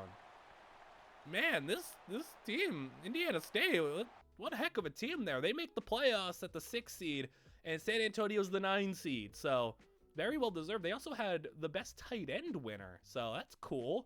And the running back's amazing. They got a heck of a tight end. They have some nice receivers. All right, we got something here, and San Antonio's got some nice defenders as well, making NCAA All-American. So here we are. San Antonio was not able to get a playoff win last time they had their chance. How about this time, though? Looking a little rough right now, 31-17, Louisville on top, but no, still a chance here as they have the ball, convert a 4th down, 29 yards out. They go triple option, pitch it out, and I think that's like a tight end run on the ball for 6 yards. I mean, it works out anyway, so they'll take it. 2nd down and 4, play action, and jumped and picked off Louisville. Oh boy, this is not looking good for them. Not looking good for San Antonio. Louisville has got a big run, and yeah, I have to believe, I mean, that's another running back, 143 yards. Maybe it's just the run defense of San Antonio that is the weakness of this team. 3rd and 18, though. Finally, a chance to get off the field as they do. I mean, yeah, they just haven't been able to stop the run. Not in the last game, not in this game, so maybe that's just the issue. Maybe it was just the running backs being good, but San Antonio bulldozed there. 3rd and 12, incomplete, swatted at the line. They'll go for it here. I mean, I get it, but man, they're backed up. 4th and 12 and a deep shot. It's intercepted. And honestly, for Louisville, probably better if he didn't catch the interception, but he's going to get a nice return. Still, you lost probably about like 20, 25 yards there of net, but they'll take it still in scoring position. And yeah, Louisville is probably going to end up, running away with this one unless a big turnover here from San Antonio can get the things shaken back into their favor here and give them a chance to come back in this one. But I mean, right now, that's a broken tackle, another broken tackle, and this is just embarrassing. How did you let him get positive yards on that play? That is ridiculous. 3rd down and 3, end zone touchdown. And San Antonio, maybe just not the team that you hope they would be. So, I mean, credit to them for getting to this point. Louisville ends up dominating and, yeah, taking it home for the win. Now we move over. Indiana State, can you maybe step out here, buck the trend of some of these other, lesser appearances schools? DCU, they made their appearance, they didn't win. San Antonio, they got like 2 appearances, they didn't win. A couple of these other schools have slipped in, not been able to win. Cleveland is one, Golden State is one, but can you get a win? I mean, it's been elusive. It's been tough to get a playoff victory here. Can you do it, though? You're up on Texas, but Texas is driving. Texas is going to go inside the 10. Down to the 9. All right, up by 3. Texas for the lead. They are right at the 1. And goal line sneak touchdown. So Longhorns going to score for the lead. Indiana State. Can these Falcons get it done here? They got the home playoff game. It's big to get that. And now trying to get that first playoff win after their first conference championship. It's 3rd down and 5. To the air. Outside. He can't stay in bounds. It's 4th and 2 and they'll punt. Just needed to stay in bounds and he couldn't. That's unfortunate. Texas now in control here with the ball, with the lead, with time on their side, with the 3rd down conversion as well. And man, I mean, Texas, they're talented, they're great, they usually are. And now running all over this Indiana State squad. Just got to make sure you can't let them find the end zone, though. Cannot let it happen. 3rd down and 5 from the 37. Another chance to get off the field. Another chance that's failed. And they are going to move it again. 24-yard line. Run up the middle. And that'll be another 1st and just can't stop them. This is just pure domination on the ground. Touchdown, Texas. Man, they couldn't stop them to save their life. And now an interception. Take it all the way. Touchdown. Texas pick 6. And things really just kind of got out of hand here as a lot happened in these last 3 minutes. Nothing of substantial, impact on the result, but here you go, Indiana State with a big touchdown here. I mean, maybe you're thinking 11-point game, onside kick. Well, no. The 2 guys missed it. Texas picks it up. They go, and now from the 30-yard line, first play of the drive, run right up the middle, make a cut to the outside, and there you go. That's going to be a 1st down. But then they're going to throw to the end zone. Touchdown, Texas. And the game ends up ending with Texas scoring again. Dude, they scored how many points in the 4th quarter? Are you kidding me? Oh my goodness, man. What? A pretty disastrous end of the season for Indiana State, but I mean, good season overall, progress for them. And we are on to the final few years here where, now we have a bunch of teams really kind of in that mix. And Golden State, I mean, they're an 87 overall. Cleveland, we know what they've done. Indiana State, 12-win team. They're, up above an 80. San Antonio now have made the playoffs multiple times. They're above an 80 overall. Like, we got a lot of teams that are just in this mix now. I mean, like half the teams in the conference are legit viable teams. So, these final few years are really going to see like who's going to, come through at the very end. Indiana State again, 10-2. Seattle State, welcome back, 10-2. Cleveland, 10-2. Golden State came 3rd in the conference, but they really stunk it up out of the conference schedule. They went 1-3 out of conference, 7-1 in conference, so that really costed them probably a chance to, go to the playoffs there, because they didn't have to make the conference championship to do that. But here we are, Indiana State with a big play. It's 27-21. They are down, but a big play from them puts them now in the red zone with that play. 2nd and inches, 16-yard line, run the ball. That's a 1st. And to the 12. Now with 8:45 to go, he will throw outside of the running back at the line of scrimmage. He will go for 4 yards from the 8 now as he's got time. Throws it short again. This one, just a single yard on the play. 3rd down and 5. And right at the marker, he's going to be short by a yard. They're going to go for it. Obvious call here in the quick slant touchdown. Indiana State has scored, and the extra point gives them the lead with 7.5 to go, as they now are going to have to try to defend this 1-point lead and go and try to get another conference championship. I mean, both teams are on the outside looking in. Playoff berth on the line here as Indiana State's allowing another 1st down from the 47, and the run outside. They lose 2.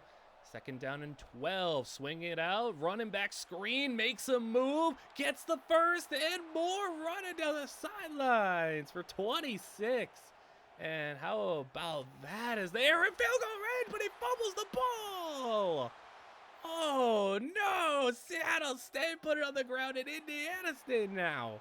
Hey, they're in control of this one as the throw over the middle got room to run. There you go for 22 more. 41-yard line, quick throw, and that's another 9. They can really put the pressure on Seattle State, though, especially if they find more points, and they are on their way to doing so. But 12 more, 4.5 to go. I doubt they could run the rest of this clock out. If they really wanted to try, they could, but they're not going to. They're just going to run for the 1st down here and keep it going. Maybe get to the end zone, though. I mean, a field goal, though, is more than enough, especially if you're able to run this down to like 2 minutes. 3rd down and 6, though. Here's the chance to get off the field with plenty of time. Outside. No, that's a 1st down. They do get the injury timeout to help them out, but now, I mean, how about from the 11? Running. Quarterback breaking a tackle. 3rd down and 1. Sneak. 1st down. There's another timeout. There's a flag down. They got it offsides, but it doesn't matter. It's a touchdown. And Indiana State, I mean, positive here for Seattle State is that they're going to still have a 1-score deficit to overcome. The issue is you're down to your final timeout, and you fumbled again! I couldn't even give you a chance to set the stage for this because you fumbled it a 2nd time. And, well, now 1 1st down will end it. As just like that, everything is just 2 fumbles, just completely changed the outcome of this game, I feel like, as, I mean, even if you stop them here, a field goal would do it too, but you don't stop them, you allow the 1st down. Game over. Indiana State wins another conference championship, and yeah, we talk about a late rally in this video. They're going to go and get that 12 seed. And no one else in this conference is making the playoffs. How about also an award winner, Lombardi? Take that home. Some 1st team all NCAA players as well. You go on a run here in your Indiana State. I mean, conversations will need to be had if they go on a run. That's a big if, though. It's from the 12 spot, tied with USC in the 4th quarter.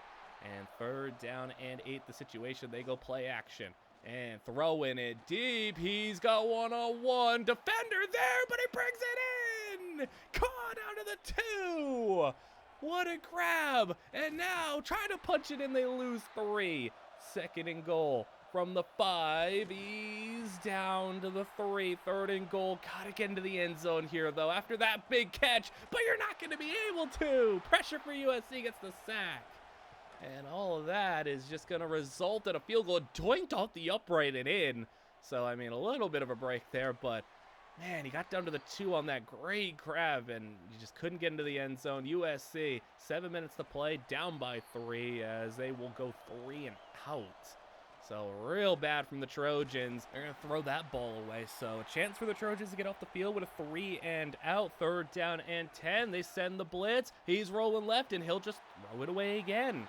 All right, I mean, I guess just play it safe. Trust your defense, but close game here. So, I mean, I guess you really trust your defense to keep playing it that conservatively as USC's running outside, and he breaks the tackle. You get a quarterback run for a big gain. Now into enemy territory. Toss it out, and that's a loss of 6 on the toss. Huge loss. 3rd and long, incomplete. And honestly, I can't comment on what's about to happen right here. I don't even know how you commentate. What was that? What was that? I mean, yeah, sure, he got sacked, 3rd down and 8, and trying to overcome that hole the quarterback put himself in, and it's caught, but 4th and 1, and they're not going to go for it. Oh my goodness, man. I don't even know what's happening anymore. This game's just melting the further you go on. I feel like the further you sim sometimes, the more the game just starts unraveling. USC is down by 3 still. That flip out. 1.5 to go. No gain. 40-yard line. That's his long distance field goal range, but you're going to take a shot deep to the end zone. Incomplete. 4th and 11. They're not trying a 57-yard field goal. They're just going to take a shot deep. 1-on-1. Caught. Touchdown, Trojans. And they couldn't hit from 57, so they just said, we'll just take our shot deep. And they got it for the lead and maybe for the win if Indiana State can't come out here and do something. With a minute to go, they got a 1st down. Still got to go 72 yards, though. Make it a little bit closer after that 5-yard gain. 32 seconds to go. Swing it out, and that's caught 3 yards, but at least he got out of bounds. You still have all your timeouts, so they're going to run the ball just to get the 1st down. Probably burn that timeout. Yes, they do. They'll take 8 yards. 54 away, and short. Not going to get the 1st. Only 6 more yards. They're not going to use the timeout. I don't love that, as they're going to now get the 1st, burn the timeout. You only got 8 seconds left, though. And they're going to take 2 shots in the end zone here, and that one's incomplete. I really feel like you mismanaged this one. You could have got a bit closer. Instead, 43-yard line. They'll throw it again. Incomplete. And that will do it. You really lost a lot of time there not burning that timeout. I don't know what you're saving that final timeout for. You don't get to keep it. It's all right. Well, we're down to just 2 seasons left, and Indiana State very much had their chance with those conference championships and playoff appearances, but much like a team like Seattle State, not able to get it done there. And man, well, can these final 2 years produce results that, maybe Cleveland has only seen? Maybe one of these other teams can see that. They're getting the top recruiting class, but we have 3 top 30 overall recruiting classes. Like, these teams really have come out here and shown like they're legit recruiters. The transfer portal results are insane for this conference. And DCU, welcome back. 11-1. Seattle State 11-1. Indiana State 10-2, but not going to make the playoffs. And looks like we're going to have 1 playoff spot for this conference. And, well, this playoff spot, I mean, we've been fortunate enough to have all these conference championships be, at least going into the 4th quarter, relatively close, but yeah, I don't think we're getting that this time around. It took 14 for our first pure domination performance to happen, but yeah, we're going to get it right here as Seattle State up 21-3, 28-3, make it 35-3 going into the 4th quarter, so no need to hop in. And conference champion Seattle State will have the best chance at least to take that final playoff spot, but no guarantees since they are 21st, but here we go. Conference championship victory leads to the 12 seed. So there they are, 12 spot. They move up to 17 in the country. And Indiana State, well, that's their 2nd best tight end award. So good on them. We also have a Remington Award winner for a team. So cool. All right, now USC, welcome back. USC played Indiana State last time, and here we are, 12 seed again versus the 5 seed at USC. This time, can Seattle State get it done? They have been the team that has just, done well in the conference, done well in recruiting, had some NFL talent, done a lot of the things you want to see a team do, even have a Heisman winner, but no playoff success. And right now, 4th down and 4. Here's your chance to get that playoff success as you're going to go all the way to the 2-yard line, 2nd and goal. Swing it outside, caught, touchdown, and a 2-point conversion away from the tie. They will throw, they will have it. Tie game. From the 18-yard line, USC go play action, throwing outside. That's going to be wide open, and another 1st down. So, I mean, it's just been ridiculous that Seattle State's had their opportunities in the playoffs. That Duke game especially comes to mind, and it would just be disappointing for them to never win a playoff game. Like, they've had so many appearances, and here they are getting a stop. Maybe this is their best try at it, because the Duke one clearly just didn't go their way, and, you know, the fumble happened at the end, the blown lead, but now tied against USC with the ball, 5 minutes to play. It's now or never. I mean, there's literally only one season left after this year. If you don't get it done here, maybe you have 1 year left, but the conference has slowed down a little bit in terms of putting out 3 playoff teams. We're only getting 1 now, 4th down and 2. They punt it. So they took a lot of time. They drove down the field a little bit, but USC in one play outdoes their entire last drive to the 40-yard line, throwing it outside for a completion, and they're in field goal range. And this could be USC getting that game-winning drive. 2 minutes about a hit, and they can maybe run this entire clock down. As 19-yard line, sweep it. They are going to get a loss of 1. Clock goes down another 30-40 seconds though. 3rd down and 7 underneath. Can he get there? Yes, he can. Timeout for an injury. Another timeout on 1st down. Then on 2nd down, he scrambles, dives down to 0 timeouts. USC finds the end zone, and they did so by making Seattle State also use all their timeouts. So a minute to go, and this is just not gonna happen, is it? Again, 3rd down and 2. Completed. Nope, incomplete. Knocked out at the last second. 4th down and 2. They run. They got it, but they need to hurry up. They got to go over 60 yards, and they don't have much time. They're going to scramble. He's got a nice run, but it's a fumble and game over. I mean, you would have had a Hail Mary try at it, but man, again, another one and done for Seattle State, and we'll be headed on to one last season, year 15, and I think this one is still up for grabs. Like, this one, I wouldn't say right now is a definitive winner. I think this one's still up for grabs, especially if a team goes on a run next season. I don't want to, overhype it, but hey, we got 1 season left, and Cleveland's putting up another good recruiting class. Transfer portal is probably going to be a little bit more important this year due to the fact that the players are only going to have to make an impact for this season, and portal classes for DCU and Seattle State were pretty rough. So this season, Indiana State 11-1, Golden State 11-1. Those were 2 of the teams that I said really have a chance here. Seattle State, though, a 6-6 finish. Man, that's brutal for them. So they're not going to get a playoff win. Golden State has gotten a playoff win. Indiana State as well has gotten themselves on the brink of a playoff victory, but they haven't won one yet. I gotta think, though, you come out here and win another conference championship, and I would have to imagine also if Indiana State wins, they would have to get a first-round bye, potentially. They're number 5 in the country right now, so it's a really big year for both these schools, as with both of them being 11-1, trading some possessions here. Golden State down by 7, 1st down. Moving the chain to the 26-yard line, play action, throwing one over the middle, that's going to be caught, and a nice 23-yarder, 7.5 to go, in a do-or-die season. That fumble! Indiana State had a scoop and score that they just whiffed on.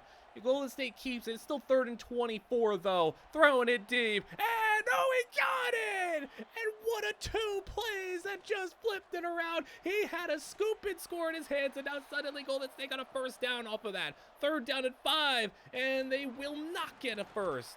But with 4th and 4 hitting, they will go for it. Huge call. Huge conversion. 1st down.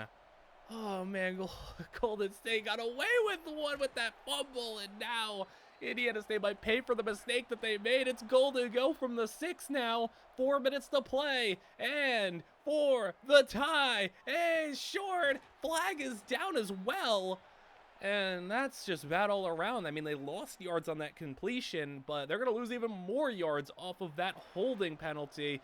2nd and 16, and they will have half the yards, a little bit more. They'll go 10 yards back as 3rd down and goal. Now from the 6, right back where they were. Touchdown!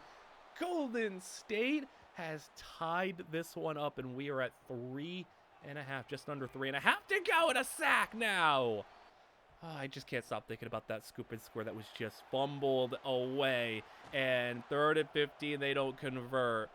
Oh boy, here you go. Golden State with the chance to go in a game-winning drive. Under 2 minutes to go, close to midfield, and deep ball incomplete. 3rd down and 8. They go with a handoff, and they're not going to get it. Now Indiana State, maybe it's their turn. 1.5 minutes for them. 1st down, 4-yard run. 2nd down, throw it. They got time. They check it down. They don't have it either. They got 3 more. 3rd down and 3. Will it be a conversion? Deep pass, and no, it was underthrown. He had it. Unbelievable. We're going to overtime, and that's two opportunities that Indiana State has now missed. And in overtime, I mean, we got our first blowout the second to last season. Now our first overtime game in the final season. Sacked. Indiana State is letting this one slip away. They're going to take their shot up top. Incomplete, almost picked. And now the field goal for a 3-point cushion is good. Touchdown for Golden State wins it. Field goal makes it double overtime, and an outright stop is a game over for Indiana State and a victory for them. But 3rd down and 13. Here's the chance to get off the field, and they can't do it. It's going to be Golden go 21 yards. And for the win, Golden State handing it off. They go nothing. 2nd and goal for the win this time. Handoff again. Breaks the tackle. Touchdown. Golden State, I feel like, just stole that one away. Underthrown deep ball at a guy who was basically wide open, and then that scoop and score that they fumbled away. Both teams are in the playoffs, but man, Indiana State could have had a 1st round bye.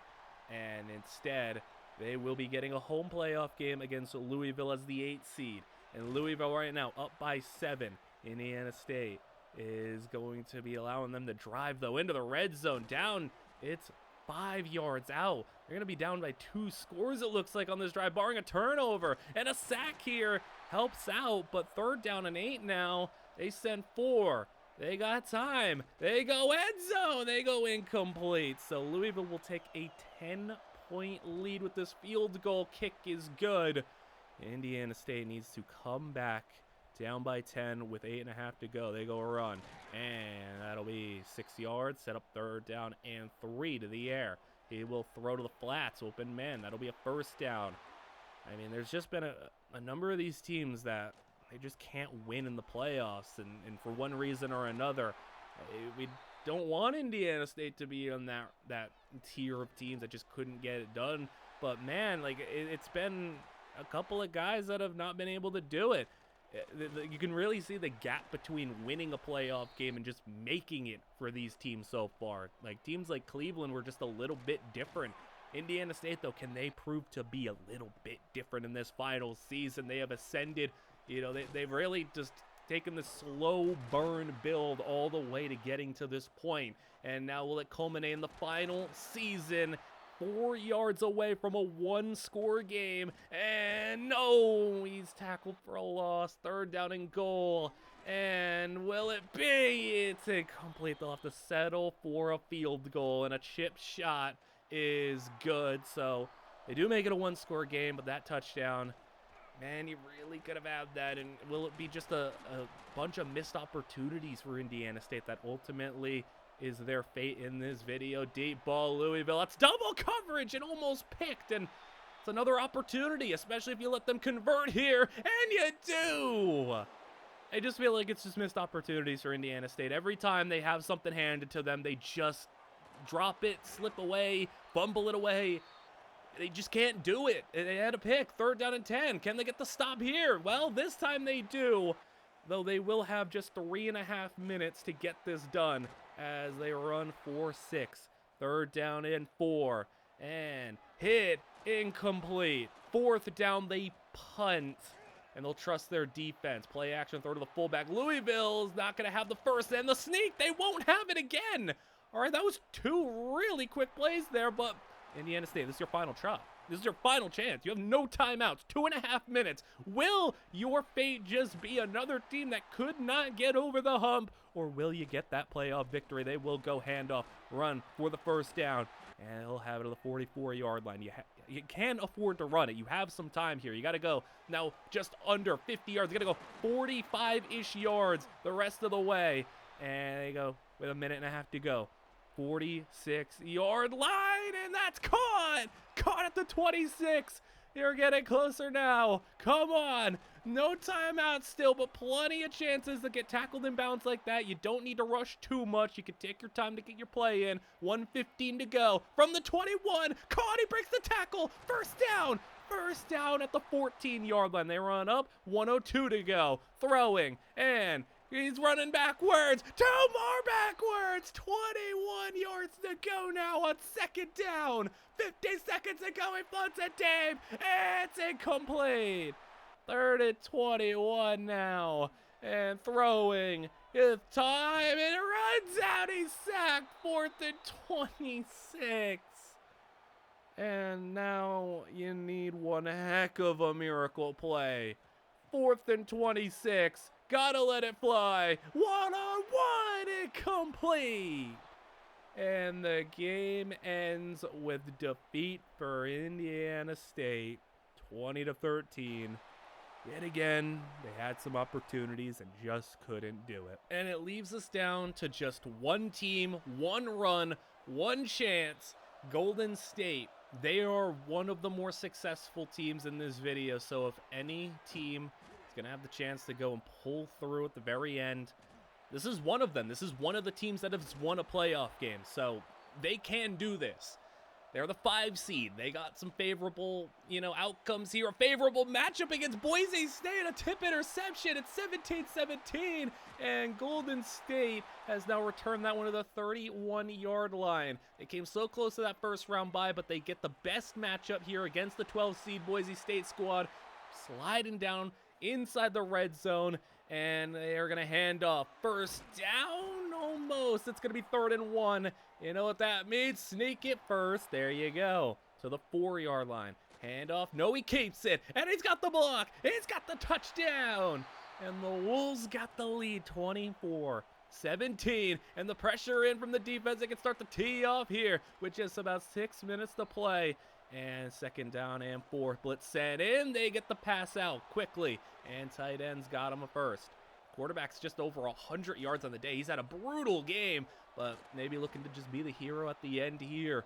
As with now under 5.5 to go. Run game, they can definitely afford to do that, since the run game's kind of been what's carried them, even if it hasn't been insanely great. It's been better than the passing game. He gets brought down short of the marker. It's going to be 4th down and 3. Big time play here, and it's caught. Boise State keeps their hopes alive, as now from the 28, they'll march into the red zone with a 9-yarder.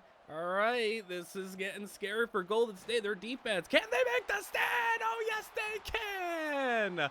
Turnover, fumble forced, and Golden State can finish off this game with a couple of first downs. Boise uses a timeout. That was a first. Now throw it again. They're just going to do it through the air, and there's another first. That one gets them out of bounds, though, so that doesn't really help them too much. But, all right, they'll go play action again. Throw it first down again. Now you're in near field goal range. You got set back a couple of yards. 2nd down at 16, but how about a nice 11-yarder? Out of timeouts is Boise. They'll run, but here's the situation. Yeah, Boise's out of timeouts, and they are allowing this field goal for a 2-score game, meaning down by 2 scores with a minute to go. They couldn't get it done. Golden State wins, and they move on to the 2nd round to take on Michigan. So it's 13-9. Michigan is out in front right now.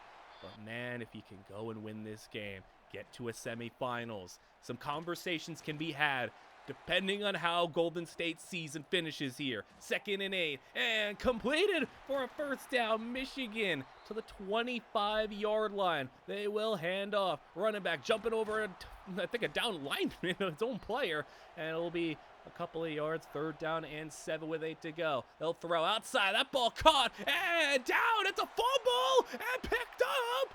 Touchdown, Michigan. And I want to get another look at this one.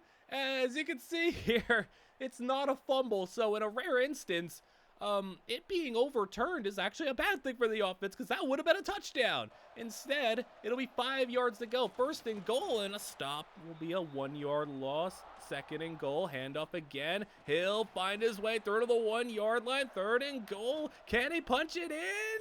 Yes, he can. Michigan touchdown and a 2-score lead, 20-9. It's a rough spot to be in, and Michigan sacks them. Third down 11, and I'm starting to worry here. Throwing, it's incomplete. 4th and 11, they're going for it. It's bold, it's risky. I know you're down, but that ball is just thrown up in the air, and it's basically a throwing punt, I guess. So I guess not really that much harm done. Better than throwing an incomplete pass. Michigan, you got to get a stop, though. You got to do it in the worst way. 3rd down and 2, and there is your stop. So the interception ends up being pretty nice as a throwing punt. And, well, here you go. Now you got your probably final offensive possession to prove that you can actually win this game. You got to find points. I mean, you can settle for a field goal. You're probably going to look for the touchdown first, though. 3rd down and 4, and they have it incomplete.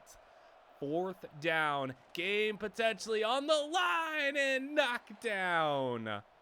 Michigan has 3.5 minutes to get out of here with the victory, and with a near first down there, Golden State gonna have to start burning those timeouts. There's a first, and Michigan, I think we could be seeing the end of this video. Wolverines, how about just striking them down the middle? They want the touchdown. They want the kill shot, and they got it. Touchdown, Michigan. And that will do it. So a playoff victory is still very nice for Golden State, but no semifinals, no finals appearance, no nothing there. Which brings us to the end of the video, but we are not done quite yet. We have the final rankings of these videos. I tallied up all of their stats that they accumulated over 15 years, their average recruiting classes, their bowl victories, playoff victories, 4-star, 5-star recruits, everything that you'd want to know to really determine what would 12 of these teams, if you just started 12 teams from scratch, brand new teams, throw them all into the same conference, what would they accomplish? How good, how bad, and what does the average team look like? So I'm just going to show you these the last recruiting rankings, since this does factor into it. Even if the transfer portal players won't be seen next season, it's still 15 years of recruiting profile. You can see the final results here as well.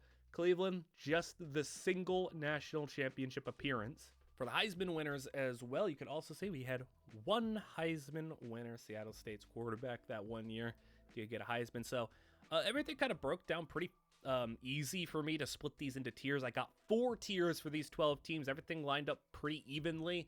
Tier 4 will start off. Here is Atlanta Tech, South Michigan, and Carolina. So the worst record, Carolina went 50-132 in the 15 years, which is just terrible. I mean, that's an average of, you're looking at what, 3 to 4 wins a season. Like that's pretty brutal. None of these teams in the bottom tier got a 4 or a 5-star. South Michigan actually did make a conference championship. I think it was like the second year they lost. Like, you know, sometimes you get those random conference championship appearances early on because no team has really separated themselves from the pack. They lost, slipped down, is what it is. Went 2-2 in bowl games. Carolina went 1-1, and Atlanta Tech did make 6 bowl games, but they only won 1 of them. Atlanta Tech also no All-Americans, but the other 2 teams did have All-Americans. I'm pretty sure Carolina's, though, was like a kicker or a punter. No one won an award there. Impressive. I think this is really impressive here. Carolina had nobody drafted in 15 years. That is really impressive. 15 years, nobody drafted. Your average recruiting rank was 121st. And remember, it's out of 136 schools, so averaging 121st, averaging 111th in the portal. They were by far the worst team, but these other 2 teams, they were better. Not that much better, though, but this Tier 4 was really just absolute punching bags of their conference. But here's what I think is pretty impressive here is Tier 3, I mean, this is schools 7, 8, and 9, and these schools were 500 and better. So you're basically saying that 9 out of the 12 schools were competent schools. Like, if you go 500 over a 15-year period, you're just fine. You're okay. And in Birmingham's case, I mean, they like recruited pretty well early on, were pretty good, and They won a conference championship. They went 1-1 in conference championships. They just kind of fell off. They had some really like high highs early, for what we were starting off as a starting off point. They were like the first ranked team. They were like really up there. They just kind of slipped down and weren't really able to get back to that top level, but they had the talent recruiting wise. They were one of the best recruiting teams. Tampa Bay won the first conference championship, and much like South Michigan, kind of early success, but not really able to do much with it. Black Bears out here, I mean, hey, they had a couple of All-Americans, 3 of them. That's pretty nice. They sent a player to the first round. Birmingham, interestingly, all that talent, 18 draft picks is fine, but like for as much talent as they got, not all that much translating into success. They did have 5 bowl wins, but 6 bowl losses. Bayou had 5 bowl wins, 4 bowl losses. Tampa 3-6. So all of them made, 9+ bowl games, but ultimately weren't able to really hit the highest of highs, get to a playoffs, get to really anything crazy. But then we hit the top half where, things really take a bit of a step up here. So DCU, 116-80. They had a 5-star player, 1 conference championship, and 2 losses. They went 4-7 in bowl games. The single playoff appearance where they lost, and a okay amount of draft picks. 3 first-rounders is pretty nice. Indiana State, I mean, hey, how about them? Their late rise, 110-83. They were not the greatest recruiters, but they did what they could with their talent. Like I said, the final third, they made 3 conference championships, won 2 of them. But they fell into that category of teams that just weren't able to win in the playoffs. And that stinks. They had 3 appearances. They had 3 tries at it. Couldn't get it done. All-Americans, they had 7. Pretty good. 3 award winners. They had 2 of them were best tight end winners. They didn't get any first-round picks, but still sent 13 players to the draft and, made do with their talent that they had.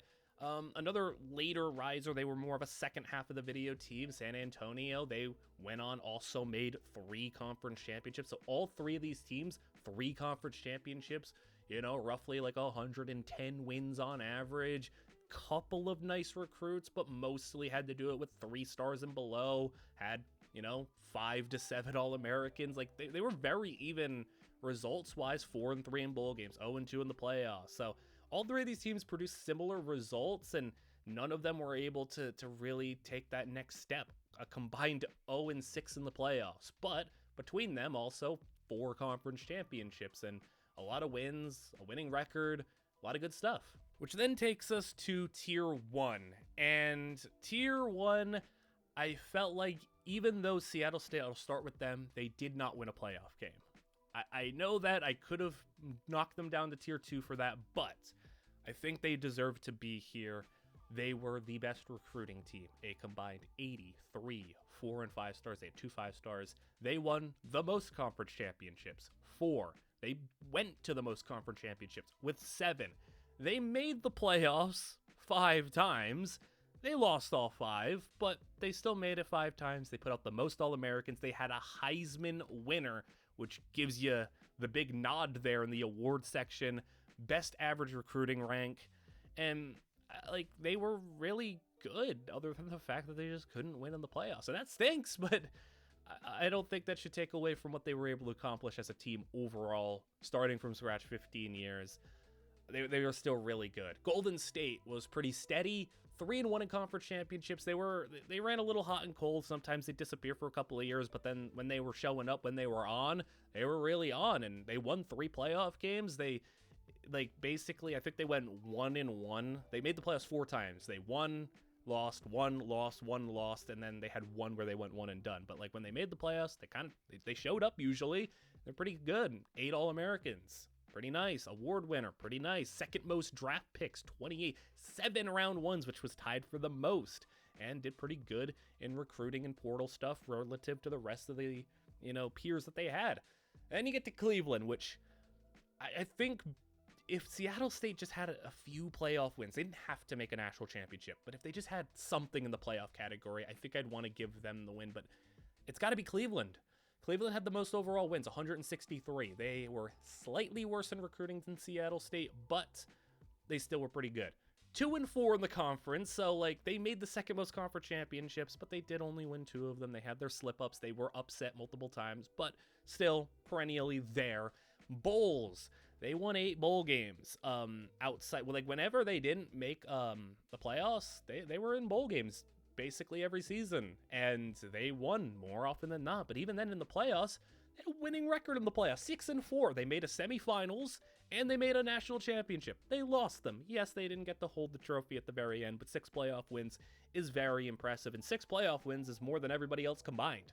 So, I mean, that counts for a lot. They also had the most NFL draft talent by a pretty wide margin. 51 players sent to the NFL, 7 in round 1, and really good recruiting rankings on average as well. So I think overall, I would give the nod to Cleveland. Maybe you sit there and say, though, Seattle State won the conference the most, had a Heisman winner, and had the most individually talented players that made All-Americans.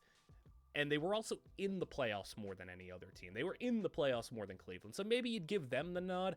I just think 0-5 in the playoffs, the difference between 0-5 and 6-4 is just a little too much to overcome. So for me, if I had to pick a winner, I'd pick Cleveland.